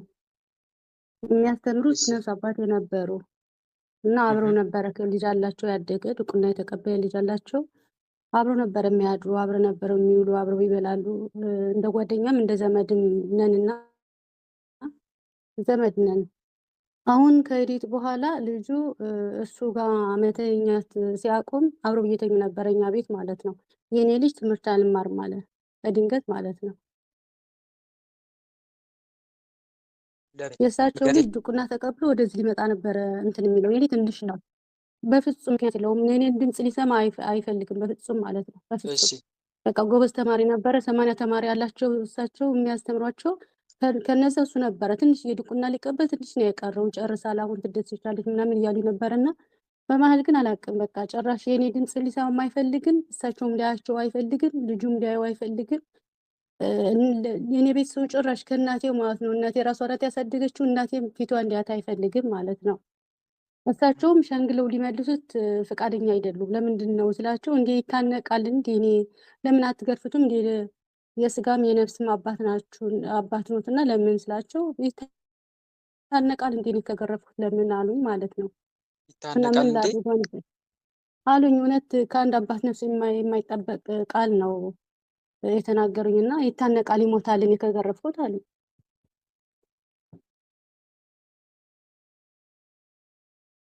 ስለዚህ አጋጦት ማገሰሱት ማለት ነው። በፍጹም አሁን እሱ ጭራሽ አይደለም እሳቸው የኔን ድምጽ ለመስማትም አይፈልግም። ቤተሰቦቼ እናቴ በሙሉ ማለት ነው። መልካም ይኸውልሽ ትምህርትም ይማራል እንትናቸው አለም እኔም ደከምኩኝ። እሱ እንደዚህ ሲል እኔ በሃይማኖቴ እንደዚህ ስግደቱ ምንም ቅድም ስትመልስላት ነበር ሐመረ ሥላሴ ከዛ እየተማርኩ ነበርና እነሱ ጋር ያለ እኔ ጋር አለ። መልካም ይኸውልሽ ለልጅሽ ማድረግ ያለብሽ ነገር ሁለት ነገር ነው። አንደኛ በጸሎት ማሰቡ እንዳለ ነው። በጸሎት አስቢው ከስግደት ጋር ከጸሎት ጋር እንደገና ሱባኤ ግቢ። አሁን ለእህቴ የመለስኩላት ወለተ ተክለ ሃይማኖት ማናት?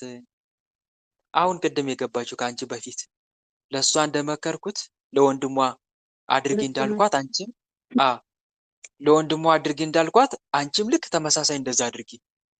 ለምሳሌ ምናልባት እኔ እሷ የቅዱስ ሚካኤልን ዝክር እንዲዘክር አደረግኩ ስላለች ነው የቅዱስ ሚካኤልን መልክ አድርሽ ያልኳት። አንቺ ደግሞ ምናልባት ሊቀ ሰማዕት ቅዱስ ጊዮርጊስ ሊሆን ይችላል። የእሱን መልክ እያደረሽ መማፀን ትችያለሽ። ልጁ በቅዱስ ሩፋኤል ቀን የተወለደው ሁሌ ለቅዱስ ሩፋኤል ነው። አንተ ሰጠኝ ኦፕሬሽን ነበረ መውለድ እንትን ያልኩትኝ የፈረምኩትኝ ግን ኖርማል የወለድኩና ለሱ ነው የሰጠሁት ማለት ነው። መልካም ይኸውልሽ ለሱ ማሳልፈሽ ከሰጠሽ የሱ መልክ መጸለይ እንዲጠበቅ ህይወቱ እንዲለወጥ ግን ጠንከር ያለ ጸሎት ያስፈልጋል። እሺ ምን ያስፈልጋል? ጠንከር ያለ ጸሎት እንደ ሱባኤ ማለት ነው። ሱባኤ ገብተን ብንማጸን መልካም ነው። ምክንያቱም ትልቅ ለውጥ የሚገኘው ትልቅ ትጋት ሲኖር ነው አይደለም እንዴ? ወንድሞች በትንሽ ትጋት ነገሮች ይስተካከላሉ እንዴ? አይስተካከሉም። ለዛ ነው ሱባኤ የምላችሁ ትልቅ ለውጥ ነው። ምክንያቱም አጋንንቱ በዛው ልክ ነው የተቆጣጠረው። ስለዚህ ለዚህ ሱባኤ ገብተሽ ስለ ህይወቱ ብትማጸኝ መልካም፣ ህይወቱን እንዲያስተካክል እንዲጠበቅ ደግሞ ልክ አሁን ለወለተ መድን እንዳልኳት አንቺም ያንን መልክ ማድረስ ትችያለሽ። ሌላው እሱን ለመምከር ግን ጥበብ ተጠቀሚሽ እህቴ። ጥበብ እሱን የምታገኝበት መንገዶች አሉ አይደል? እሱን ቁጭ ብለሽ አስበሽ እንዴት ባለ መልኩ ላገኘው ይችላል የሚለውን ጌታ ሆይ መንገዱን አሳየኝ፣ ልጄን እባክህ ክፈትልኝ። ለኛ ምናልባት ግልጽ ላይሆን ይችላል፣ ለፈጣሪ ግን ግልጽ ይሆናል። ብዙ ዘዴዎችን ተጠቅመን ብዙ ሰዎች ብዙ ዘዴዎችን ተጠቅመው ሰዎችን ወደ መንገድ ወደ መስመር የመለሱ ብዙ ሰዎች አሉ።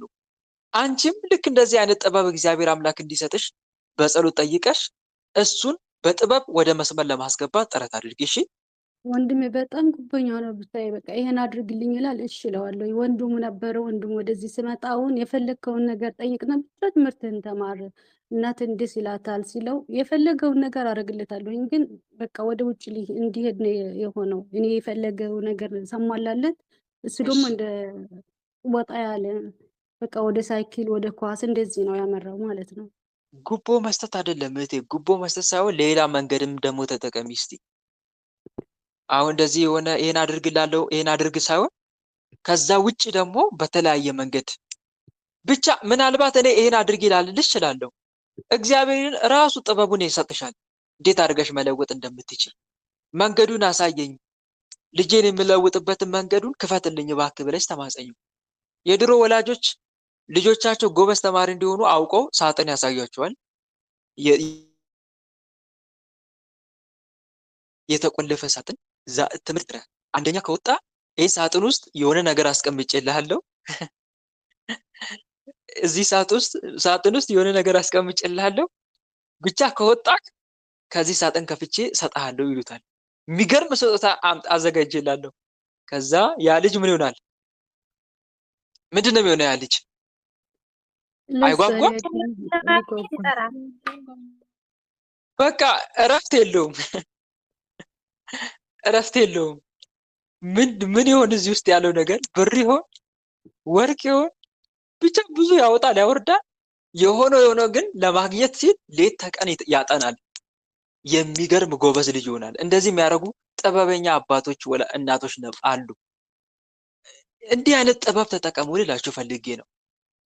እንዲህ አይነት ሰውን በጥበብ ነው ማዳን የሚቻለው። ባለፈውም ታምረ ማርያም ላይ የዛሬ ዓመት ሳነብላችሁ ትዝ ይላችሁ እንደሆነ አንድ ሰውዬ የሆነ ሴትን ወደዳትን አታስቡት። መነኩሴ ናት፣ ግን በጣም ደም ግባት ያላት ናት። አያት፣ ወደዳት። እችንማ ማግባት ፈልጋለሁ አለ። ከዛ አበምኔቱን ሄደ። አባቴ አቤት፣ እችን ሴት አጋቡኝ። መነኩሴ ናት እኮ አስቡት። እግዚአብሔር ይገስጽ። መነኩሴ ናት አስቡት። አላጋባም ቢሉት ኃይል ሊጠቀም ነው ይሄ ልጅ፣ ይሄ ወጣት። ግራ ገባቸውና እመቤታችን በዚህ ዓመት ውስጥ ለውጥ ታመጣለች ብለው አምነው ለአንድ ዓመት ይሄን ያክል ስግደት እየሰገድክ መብራንን ጠይቃት ሰጣሃለሁ አሉት። በቃ ይሰጠኛል ብሎ አምኗል። ጠይቃት እሷን መስጠት የምችለው ብለው መስገድ ሲጀምሩ ሲሰግድ ሲጸልይ ግን እኮ ልቡ እየተቃጠለ ነው በእሷ ፍቅር። መጨረሻ ላይ መብርሃን መጣች፣ ውብ መልኳን አሳየችው። ከኔና ከሷ መረጣለች እና ከሷ መረጥ። አረ እመቤታችን ነው እንዴ! ከዛ በኋላ ምክንያቱም የእሷን መልክ ከዛች ከመነኩሲቷ መልክ ጋር እንዴት ይነጻጸራል? ሲጀመር ከኔ ጋር መኖር ከፈለክ በዚህ ስግደት ቀጥል፣ ይህን ስግደትን ወድጄልሃለሁ፣ ጸሎትን ወድጄልሃለሁ ቀጥል አለችው። ከዛ በኋላ የዛችኛዋ ፍቅሩ ወጣለት። የመብራንን መልክ ደም ግባት እያሰበ ከሷ ጋር ለመኖር አብዝቶ መስገድ መጸለይ ጀመረ።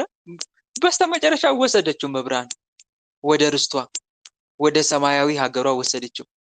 በጥበብ አዳኑት አላዳኑትም? ንገሩኝ። ዳነ ወንድም አዳኑት በጥበብ። ተመልከቱ።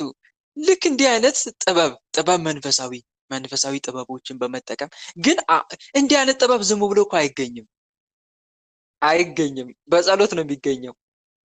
ጌታ ሆይ መንገዱን አሳየኝ እያለችው ንገረኝ እባክህ ማድረግ እንዳለብኝ፣ እንዴት አድርጌ ከዛ ልጄን እንድማድን እባክህ ጥበቡን ስጠኝ፣ መንፈሳዊ ጥበብን ስጠኝ አምላኬ። አንተ መንገድ አታጣም። መጽሐፍ ቅዱስ ላይ እግዚአብሔር በወጀብና በአውሎ ነፋስ ውስጥ መንገድ አለው ይላል። በወጀብና በአውሎ ነፋስ ውስጥ መንገድ አለው፣ ደመናም የእግሩ ትቢያ ነው ይላል ትንቢተ ናሆም ምዕራፍ 1 ቁጥር 3 ላይ። መንገድ አያጣም እግዚአብሔር አምላክ። ጥበብ አለው፣ ጥበበኛ ነው። ስለዚህ መንገዱን አሳየኝ እያልሽ እንዴት አድርገሽ እንደምታድኝ ያመለክትሻል። ከዛ በኋላ አንቺ ልጅሽን ማዳን ትችያለሽ ማለት ነው። ግልጽ ነው አይደል? ወንድሜ ግልጽ ነው። ግን አሁን ካህኑ ናቸው ሊያግዙኝ ያልቻሉም ማለት ነው። አሁን ካህኑ እሱ ወደ እሳቸው ሊቀርብ አልቻለም። እኔም ተቀየምኳቸው፣ ልገባም አልቻልኩም ማለት ነው። ምክንያቱ እኔ በጣም ነው ከልጅነት ያሳደጉኝ ናቸው።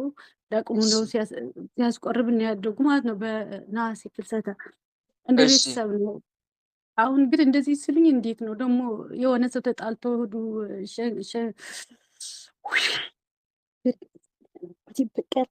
ሄዳችሁ አስታርቁልኝ ስላቸው አይሄዱም። ጸበል ቤት ምርጩልኝ ስላቸው አይረጩም ማለት ነው። ግን በተደጋጋሚ በህልም የሚያያቸው ራቁታቸው ሁሉ ልብሳቸው እንትን ብለው ራቁታቸው ቁጭ ብለው ወለተ ተክለ ሃይማኖት ጸበል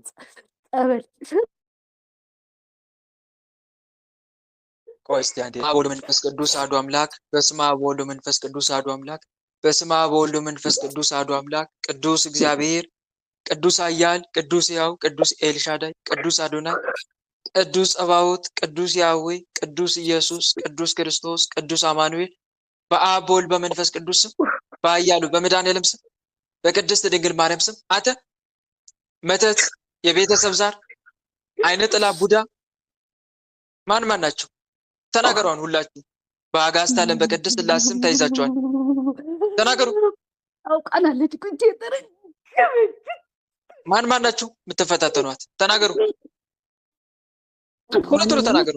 የቤተሰብ ዛር ነው አጸልፈን የቤተሰብ ዛር። ሌላስ? ከዛ መተት ሁሉ የሚቀናባት የልጇ እንዳይማርበት የእርግማን መንፈስ አላት። የቅናት መንፈስ። ልጆቿ በጣም ጎበዝ ተማሪ ናቸው። የቅናት የእርግማን ሌላስ? በልጇ ደስ ይበላት እንጂ ተረገመች። እንዴት ሆና የቀስከስ ለማመዳለች እንዴ ያምርባታል እንዴ መለክሴ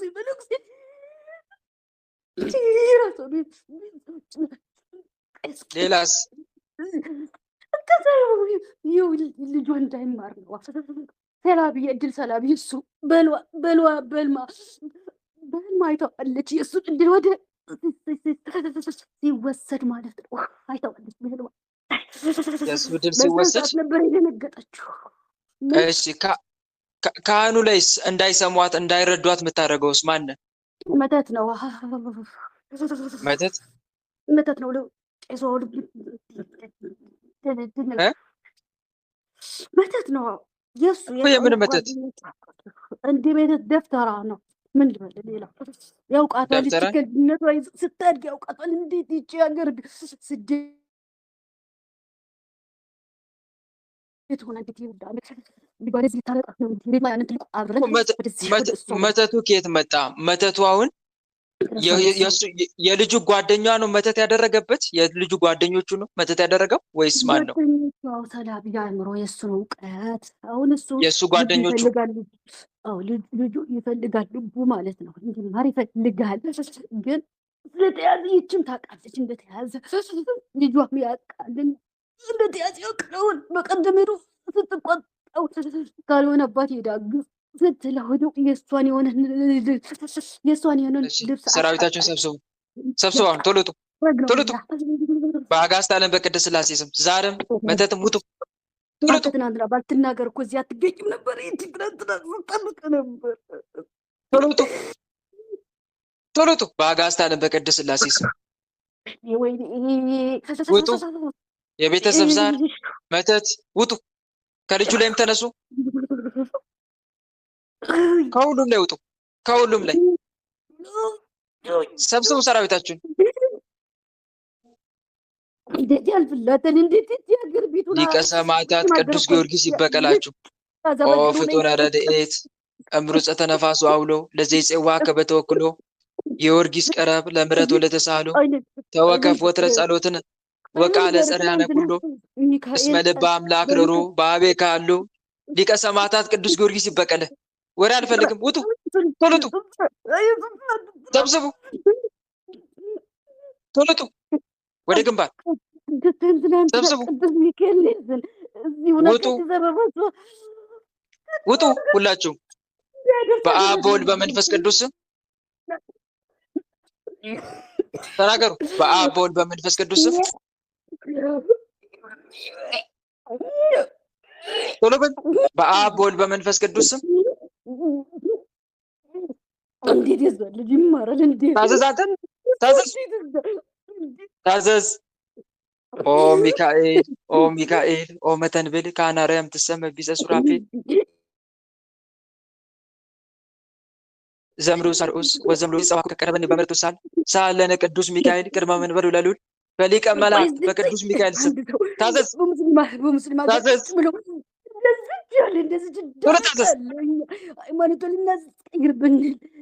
አትለፍልፍ፣ ለፍልፍ አልተባልክም። ታዘዝ። በአብ በወልድ በመንፈስ ቅዱስ ስም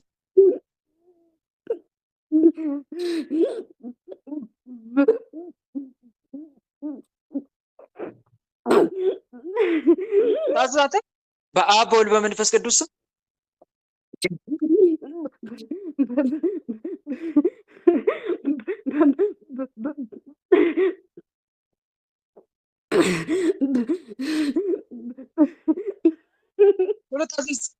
ሰላም ለአብ ዘእምቅድመ ዓለም ነጋሲ ለወልድ ሰላም ሥጋ ማርያም ለባሲ ለመንፈስ ቅዱስ ሰላም ኃጢአት ዓለም ደምሳሲ ኃይሌ የሥላሴ ኃይሌ የሥላሴ ወሰወኔ ሥላሴ በስመ ሥላሴ ዓለም ቅድስት ሥላሴ ይበቀሎች በአብ በወልድ በመንፈስ ቅዱስ ስም ቶሎ በል። በአብ በወልድ በመንፈስ ቅዱስ ስም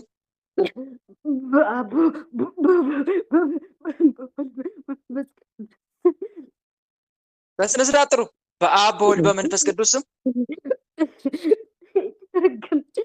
በአብ በወልድ በመንፈስ ቅዱስ ስም ሁላችንም ከነ ሰራዊታችን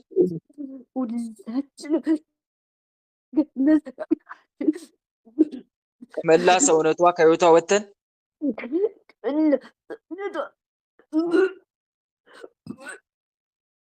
ከመላ ሰውነቷ ከሕይወቷ ወጥተን ከሕይወቷም ከልጆቿም ሰውነቷ ሁሉ ወጥተን ከልጆቿም ተነስተን ከልጆቿም ከምራቸው ሁሉ ተነስተን ከልባቸው አይምሯቸውን ከፍተን ልጅ ኩት ያረገበትና አይምሯቸው ከፍተን ከልባቸው ከአይምሯቸው ተነስተን ልባቸውን ከምራቸው ተነስተን እስከምንሸን ድረስ ምንም ስራ ላንሰራ እስከምንሸን ድረስ ምንም ስራ ላንሰራ ከነ ሰራዊታችን ግንባር ላይ በትምህርተ መስቀል ታስረን ተገዝተናል። ከነ ሰራዊታችን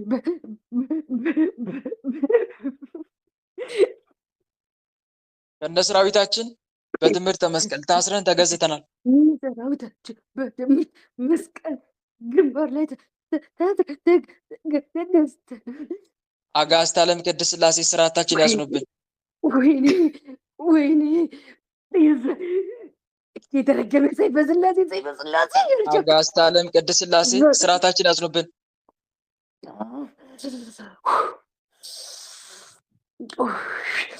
ቶሎ በል። አጋዕዝተ ዓለም ቅድስት ሥላሴ ስርዓታችን ያጽኑብን።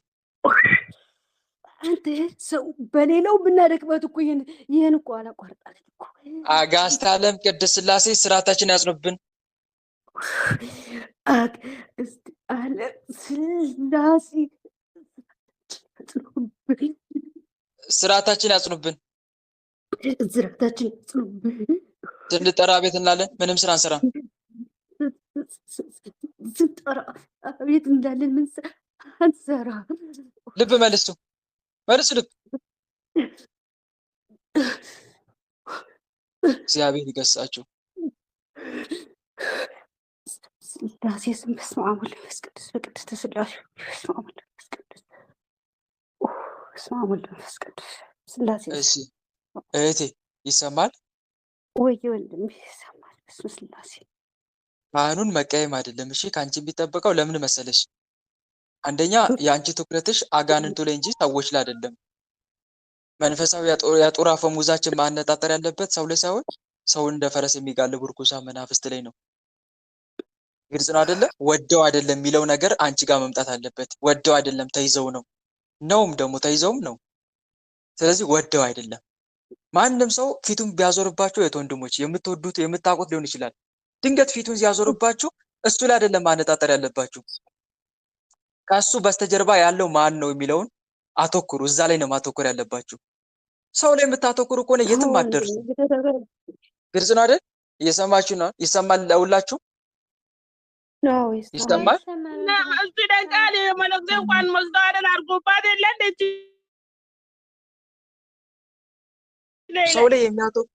ሰው ላይ የሚያተኩር ሰው የትም አይደርስም። በእውነት ጸሎታችን ደግሞ እንዳይሰማ የሚያደርገው አንዱ እንቅፋት ሰው ላይ የምናተኩረውም አትኩሮት ነው። እገሌ ከሚለው አጥር ውጡ፣ እገሊት ከሚለው አጥር ውጡ። ከሰውየው በስተጀርባ ያለውን ክፉ መንፈስ ተመልከቱት። መንፈሳዊ ሰው መንፈሳዊ መነጽር ነው ያለው፣ መንፈሳዊ እይታ ነው ያለው እንጂ ስጋዊ እይታ አይደለም። ስጋዊ እይታ ያላቸው ሰዎች ናቸው ሰው ላይ የሚያነጣጥሩት። እገሌ እገሊት የሚሉት ስጋዊ እይታ ያላቸው ሰዎች ናቸው። እና እህት ወንድሞች ከዚህ አጥር ውጡ ፕሊስ እባካችሁን።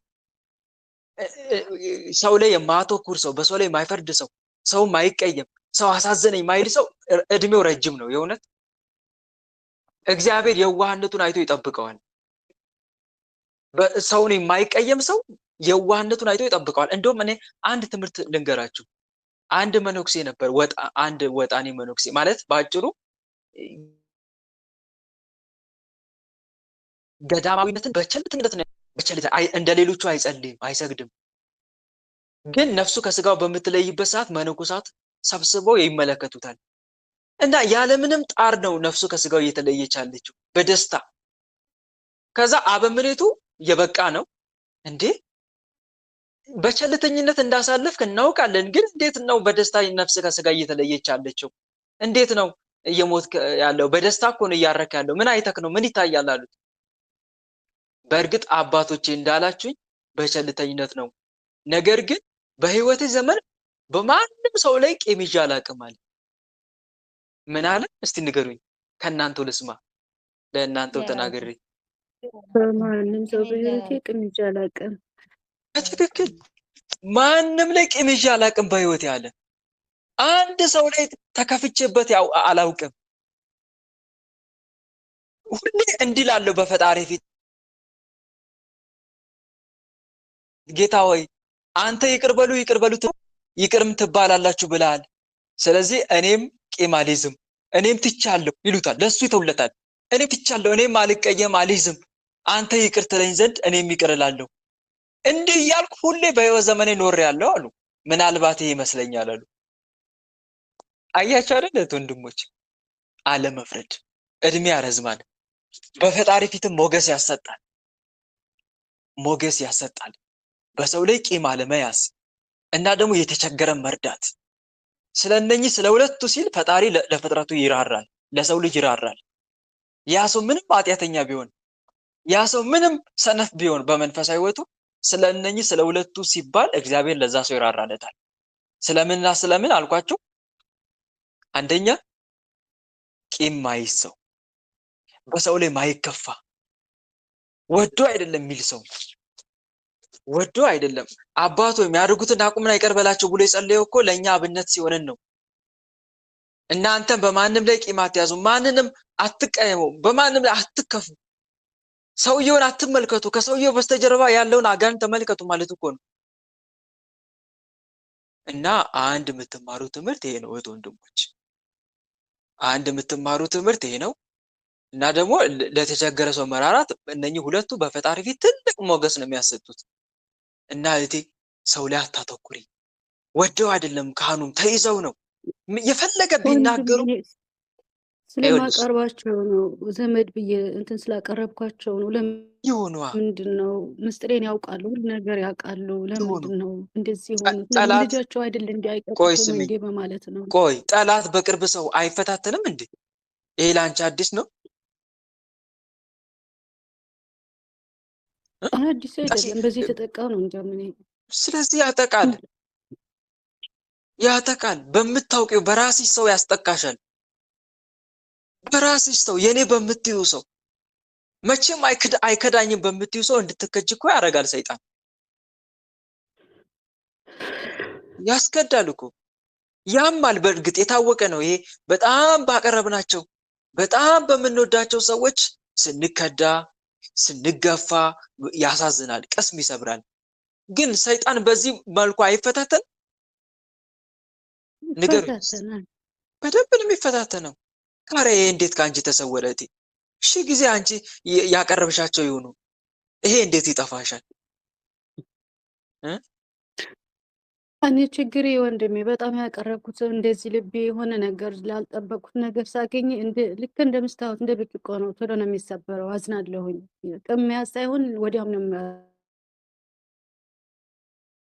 ልቤ ማለት ነው። ስለዚህ በተለይ የወደድኩት እያመንኩት ምስጢሬ እየነገርኩት የሆነ ስለዚህ ሰይጣን በደካማ ጎንሽ እያጠቃሽ ነው ማለት ነው። ይሄ ደግሞ ይጠገናል፣ የሚስተካከል ነገር ነው። እንዴት ከተባለ አመለካከትሽን ማስተካከል። ሰው ሁሉ ፍጹም አይደለም ነው እንዴ? ነው እንዴ እህት ወንድሞች? ብዙ ሰው ለምን ልቡ እንደሚሰበር ታውቃላችሁ? ብዙ ሰው በቃ ፍጹም ነው ብለው ስለሚያስቡ እኮ ነው። በቃ አንድን ሰው ይሰቅሉታል፣ ላይ አድርገው ይሰቅሉታል። ሰውነቱን ጭምር ይረሱና መልአክ አድርገው ይስሉታል። እንዴ ጥሩ አይደለም፣ ጥሩ አይደለም እህት ወንድሞች። በዚህ እኮ እኔ ጋርም ነገ ድክመት ብታገኙ በቃ አይን ላፈር ልትሉኝ ነው ማለት ነው። አይደለም እንዴ እህት ወንድሞች? ተሳሳትኩኝ? ተሳሳትኩ?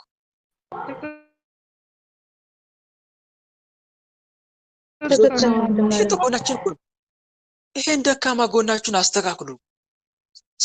ሰውን በሰውነቱ ደረጃ ነው ማስቀመጥ ያለባችሁ። ማንኛውንም ሰው ቢሆን ክርስቲያን እኮ ያመዛዝናል፣ ሁሉን ይመረምራል። ሰውን አቅርብ፣ ግን ማስቀመጥ ባለበት ቦታ ደረጃ ላይ ያስቀምጥ። ማንንም ሰው ቢሆን ማስቀመጥ ባለበት ደረጃ ላይ ነው ማስቀመጥ ያለብን። ነገ ሊቀየር ይችላል፣ ሊቀየር ይችላል። እናት እንኳን ልትቀየር ትችላለች።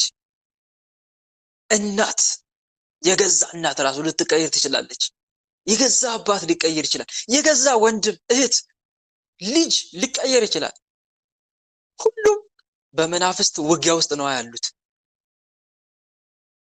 ግልጽ ነው አይደል? በማን ውጊያ ውስጥ? በመናፍስት ውጊያ ውስጥ ነው ያሉት።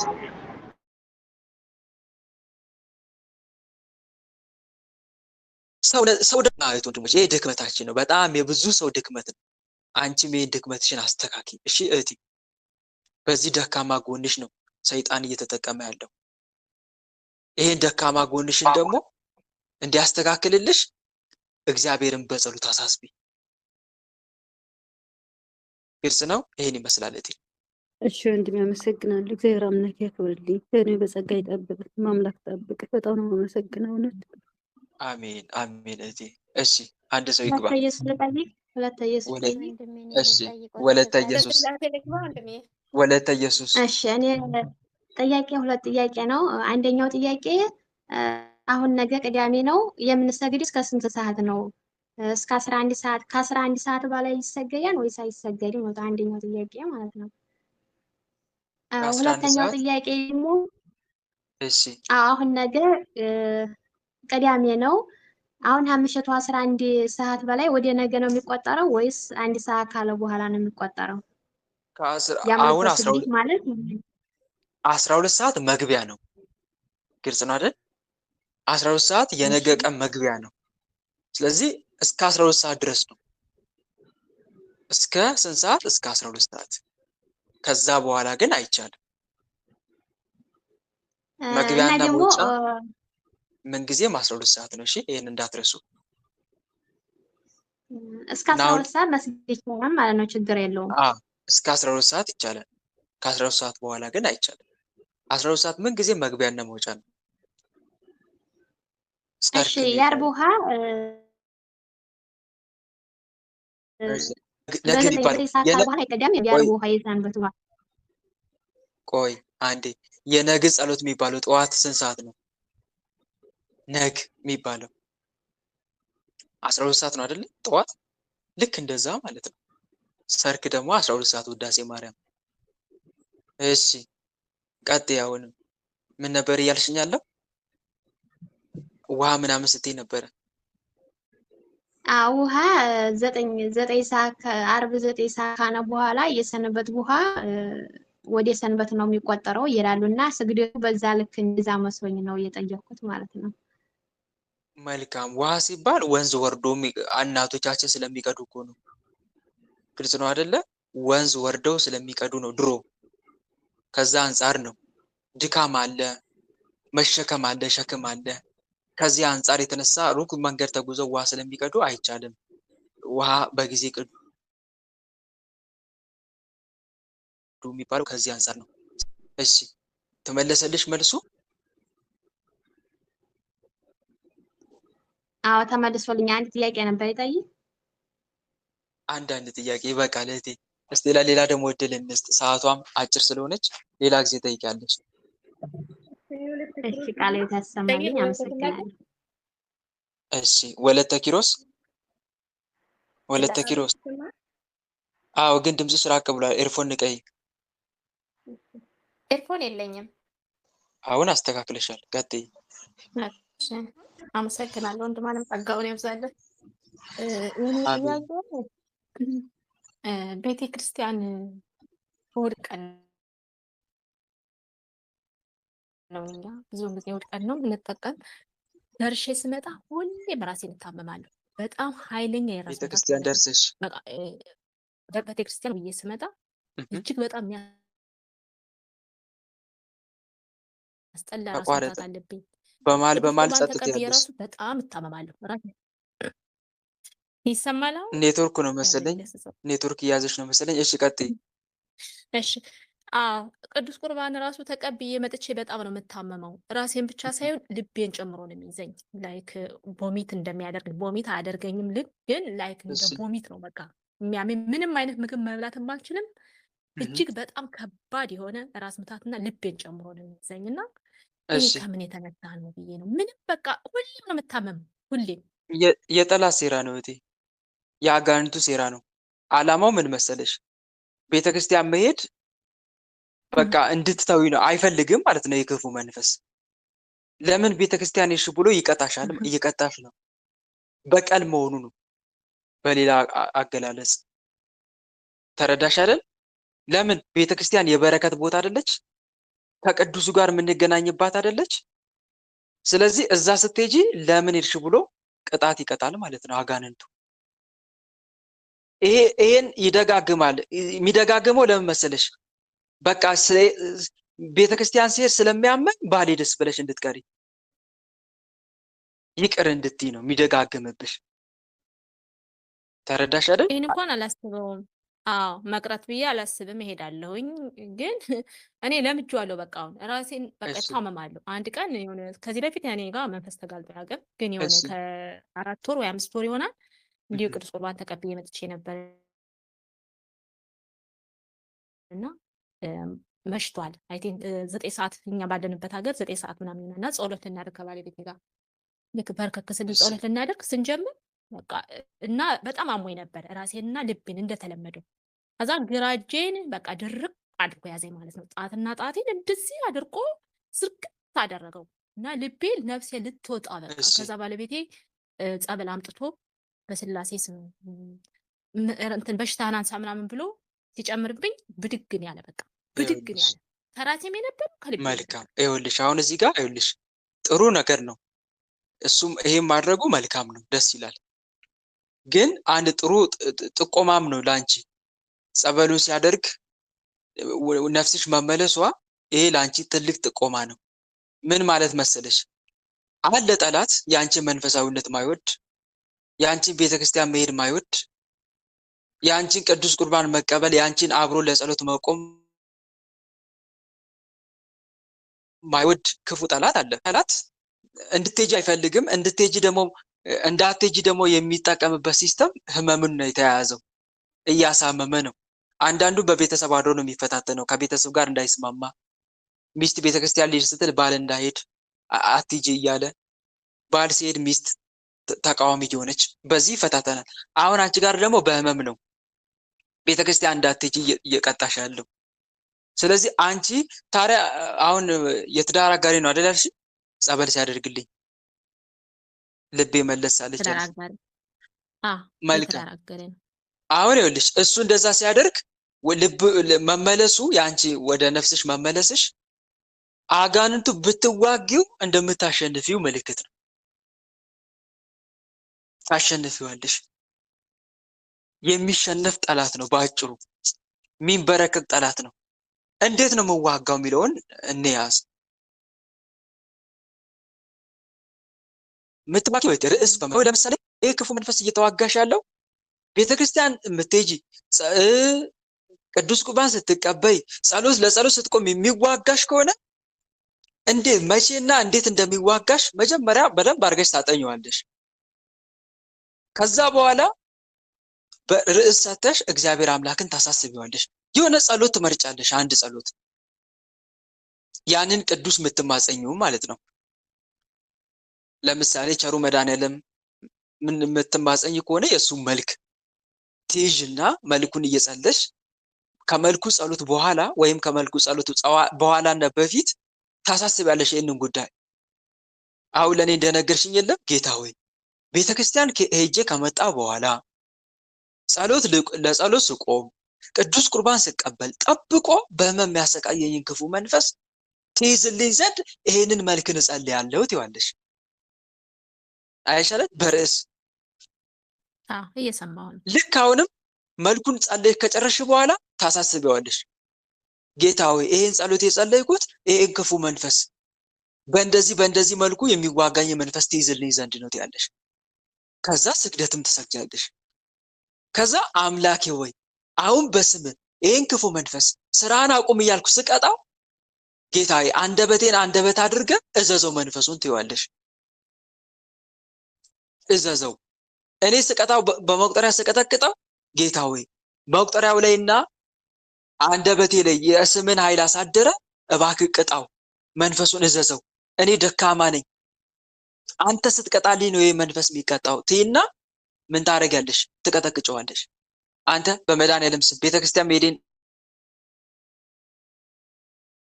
ጠብቀ ልክ ከቤተክርስቲያን ስም የምታሳምረኝ ለጸሎት ስቆም እንዲህ ያደረክ ምትፈታተኒ ቅዱስ ቁርባን ስቀበል ወደ ላይ እንዲህ ላይ የምታደርግ በመድኃኔዓለም ስም ተይዛል ከዛሬ ጀምሮ ይሄን ስራን ታቆም ዘንድ በኃያሉ በመድኃኔዓለም ስም አዝዣለሁ ታዘዝ በመድኃኔዓለም ስም ታዘዝና ውጣ ስራን አቁም ትይዋለሽ ራሱን አጋልጦ ማንነቱን እንዲገልጽልሽም ከፈለግሽ ራስን አጋልጥ ማንነትን ተናገር እያልሽ ተቀጠቅጨዋለሽ ማለት ነው ይታዘዛል የበለጠ ደግሞ በመድኃኔዓለም ፊት ሞገስ ለማግኘት በሱ ስም መባ ማስገባት በሱ ስም የተራበ ማብላት ያለቀሰን እንባ ማበስ የታረዘን ማልበስ ይሄ በሱ ፊት ሞገስ ያሰጣናል ግልጽ ነው አይደል ዋጋ ሞገስ ያሰጣናል የምንፈልገውን ነገር በፍጥነት እንዲመለስልንም ያደርጋል እንዲህ አይነት የበረከት ስራዎችን መስራት ማለት ነው እና ይሄን እያደረግሽ መንፈሱን መዋጋት ብትዋጊው የሚሸነፍ መንፈስ መሆኑን የምታውቂው ባለቤትሽ ጸበል አምጥቶ ሲደፋ ቶሎ ብሎ አንቺ መመለሱ ይሸነፋል ማለት ነው እግዚአብሔር እየነገረሽ እኮ ነው አልተዋጋሽውም አጽንኦት ሰጥተሽ አልተዋጋሽውም እንጂ ብትዋጊው ልክ አሁን እንዳደረገልሽ እኔ ማስነሳልሻለሁ እጅ የሚሰጥ መንፈስ ነው ብሎ እየነገረሽ እኮ ነው እግዚአብሔር በአንድም በሌላም ያስተምራል አይደል የሚለው መጽሐፍ። ግን ወንድሜ እኔ ጋር ችግር እንዳላስባለሁ ማለት ድክመት አለ፣ በቃ የመንፈስ ዝለት አለ። እኔ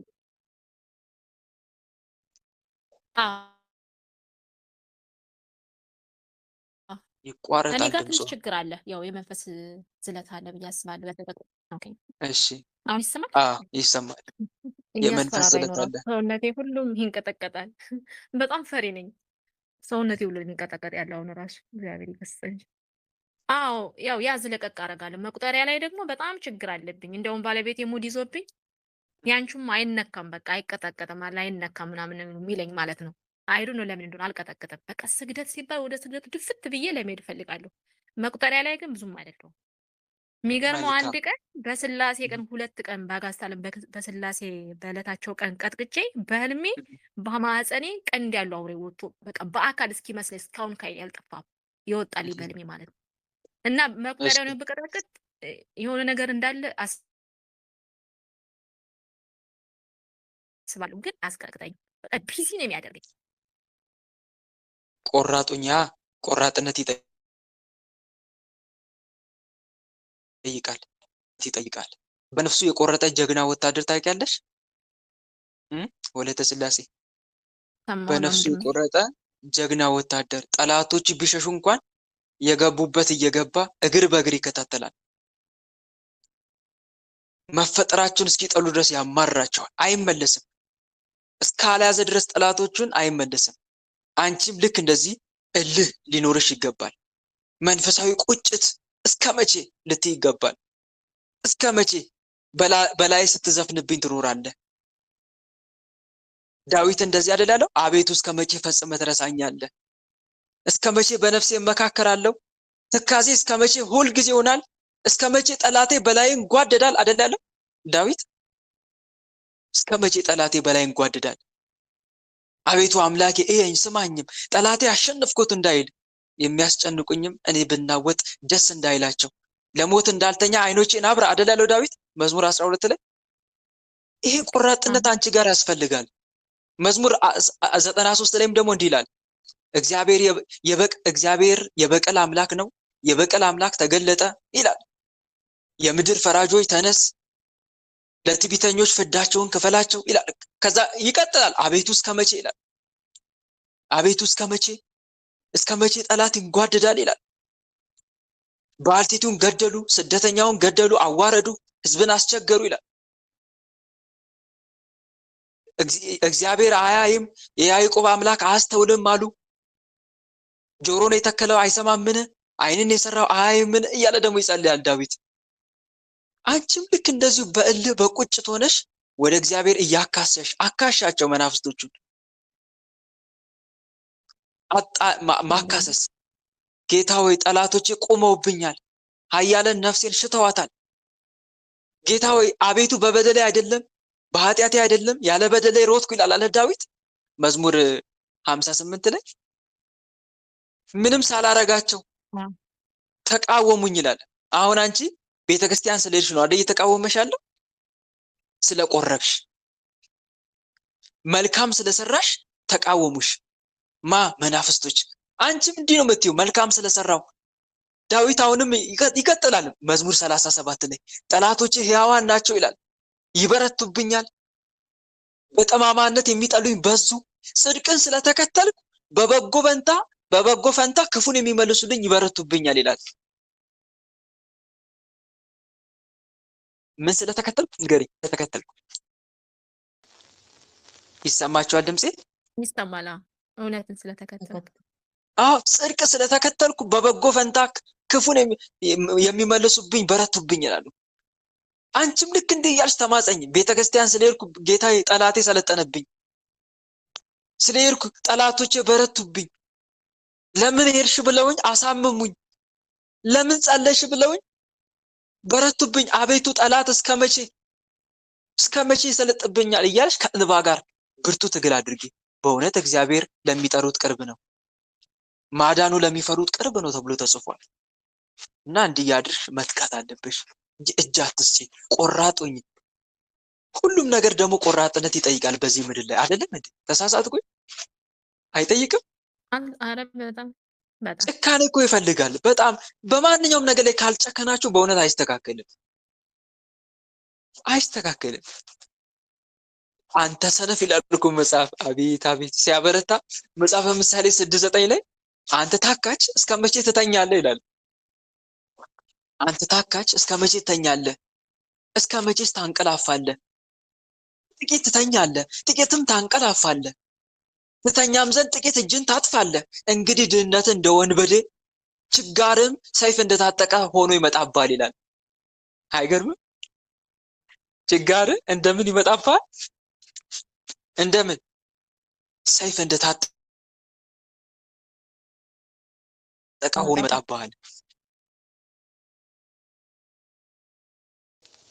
ይሰማችኋል? ድምጼ ይሰማል አይደል? ይሰማል።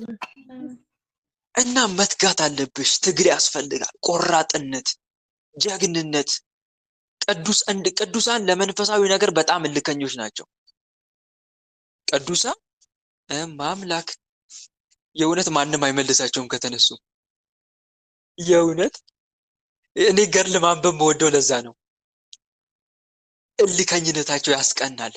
ቆራጥነታቸው፣ ጀግንነታቸው፣ አቤት ኃይለኝነታቸው እዛ ላይ ታያላችሁ። አይመለሱም ለማንም። ማን ነው ከስግደታቸው የሚያስጥላቸው? የትኛው ሰው ነው? የትኛው ጠላት ነው ከጸሎታቸው የሚያንበረክካቸው? ማንም አይመልሳቸውም። ጀግኖች ናቸው፣ እልከኞች ናቸው። አንቺም እንደዛ እልከኛ መሆን አለብሽ። እሺ ተረዳሽኝ አይደል? ልክ እንደ ዳዊት በጣም እልከኛ ነው። የዳዊትን እልከኝነት ማወቅ ከፈለጋችሁ መዝሙር 17ን አንብቡ። ምዕራፍ ስንትን አልኳችሁ? ምዕራፍ ስንት? 17 አቤት ጠላቶችን አሳዳቸዋለሁ፣ ይይዛቸዋለሁ ይላል። እስከ አጠፋቸው ድረስ አልመለስም ይላል።